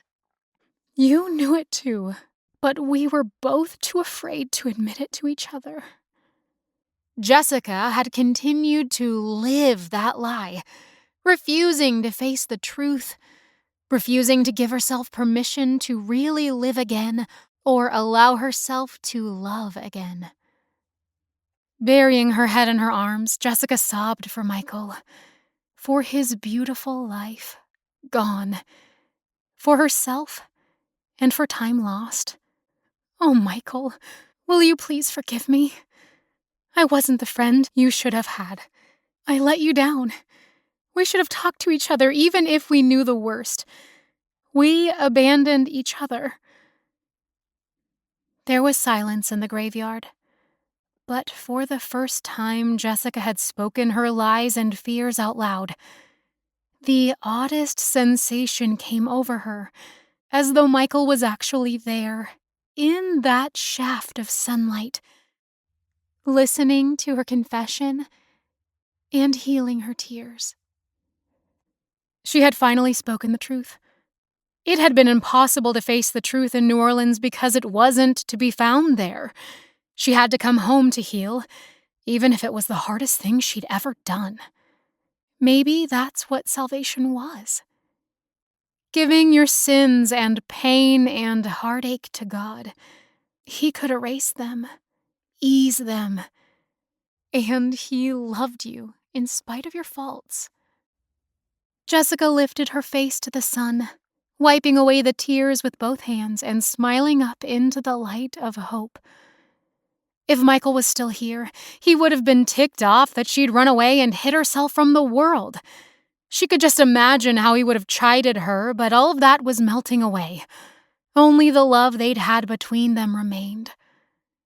Jessica had to give herself permission to finally move forward, not just to mourn him, but to truly live again, knowing he would always care about her. That was one thing Michael had always said. He believed in Jessica and her dreams. He always said that she had a great future that was just waiting for her to grab hold of. When he had stopped talking about going away to college together, stopped kissing her, Michael had been trying to tell Jessica, in his own way, that they were free agents. Free to be friends forever, but also free to move on with the lives they were meant to live. Jessica sat there until she could no longer feel her toes, despite the thick double socks. She glanced at the time on her cell phone. Church would be over in a few minutes. People would soon come pouring out of the double doors. Rising to her feet, Jessica thought that maybe she'd slip into the last pew and listen to the final Christmas hymn. Feel the warmth of the good people of her pretty little Montana town. The warmth of people who loved her. Still loved her despite the pain she had put them through. The edge of Jessica's lips quirked up into a smile. She rubbed her thumb along the cell phone, then pulled up the contact page. There was James Douglas's phone number, waiting for her to press it. How daring to call a guy. Hey, maybe not so daring. After all, she was calling a pastor, someone who could help her find salvation in so many ways. The thought made a laugh bubble up in Jessica's throat. Taking a deep breath, she finally pressed the number. When she heard the other end of the line ring, her heart tightened with anticipation. James answered immediately. "Jessica?" he whispered. His voice was deep with meaning, light with hope.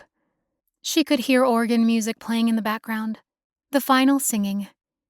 Perfect timing. "Are you about to give the benediction?" she asked, unable to refrain from teasing him just a little. "No, I'm watching you from the window." Jessica gulped and her heart stuttered. "You are?" She strained to see across the expanse of headstones and angels and gates, then hunkered down over Michael's grave to stay out of the breeze that was beginning to turn her ears into ice cubes. "Of course. We're having church inside over here, but I think you just had your own communion with God, by yourself in the cemetery." I never thought of it that way. Maybe I did.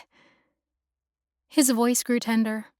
"I even saw that shaft of light shining right over your head." "You did?" Jessica gulped. Something big and wonderful filling up her entire being. She wanted to cradle the world in her hands, dance until she flew above the ground. "So, why are you calling?" he asked, a teasing note in his voice. "Oh, right. I was calling to accept your invitation to the Christmas ball." Jessica could practically see his smile through the phone. "Jessica Mason, I think you've just made me the happiest pastor in Montana." "Well, that was easy." "Hey, beautiful girl. Do you think you can stand up right now?" Yeah, why?" "Because I'm about to step on you." "What?" Startled, Jessica jerked her head up.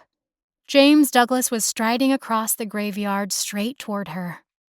A sob caught in her throat. Dang, was she going to cry all over again? She probably looked a complete mess. No makeup, scraggly hair stuffed into her knit cap. But all at once, Jessica knew that Pastor James Douglas didn't care one bit. The two of them stood with their phones attached to their ears, watching each other, gazing at each other, transfixed with one another. He was coming closer with every second, his smile growing bigger and more beautiful with each step. A happiness radiated from his gorgeous blue eyes as big as the Montana skies. A strange sense of relief streamed through Jessica's entire body, and her throat filled with a huge lump, so big she could hardly swallow. Could she do this? Did she have the courage to let go of everything? The insecurity over her faults and guilt, the past and Michael? A voice whispered in her ear, "Yes, you can." Oddly, the voice sounded just like Michael. He loved her. He wanted her to be happy. He was happy. Jessica ran. Only this time she didn't run away to her car or New Orleans. She ran straight into James Douglas's outstretched arms, launching herself against him like a child who just received the best present ever. He lifted Jessica easily, and his strength wrapped around her with a heat and a warmth she had never felt before. "Oh, Jessica, "I got you," he whispered. "I've got you." Then James Douglas kissed her cheeks, and then kissed away her tears, and he didn't seem to mind that she was a blubbering mess. His arms held her for the longest time, right in the sight of the entire congregation of Snow Valley Community Church, who spilled out the doors at the end of the service. Were they all staring? At the moment, Jessica didn't care one way or the other. James's breath tickled her ear when he softly said, "I'll pick you up at your house at 8 o'clock Christmas night then." "It's a date," Jessica whispered back, sliding back down to the earth. She couldn't feel her toes any longer, but she didn't care about that either. She just couldn't stop staring into his face and his perfect blue eyes, placing a hand against his cheek while tears slipped down her own. James cradled her head with both hands, bringing her close, enveloping her with happiness. "Oh, Jessica," he whispered hoarsely, giving her a warm, happy smile. Jessica's eyes closed when his lips brushed hers in a tender, comforting kiss.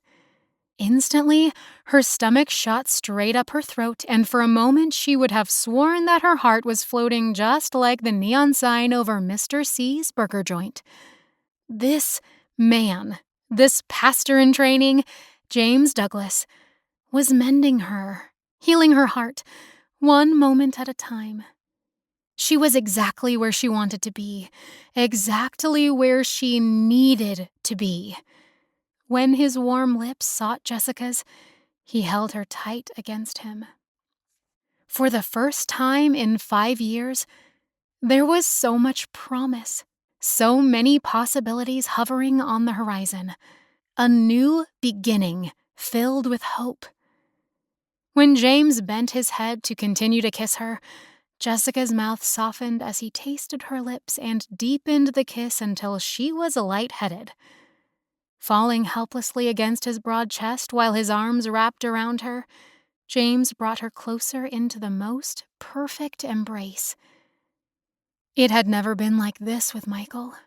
She knew that now.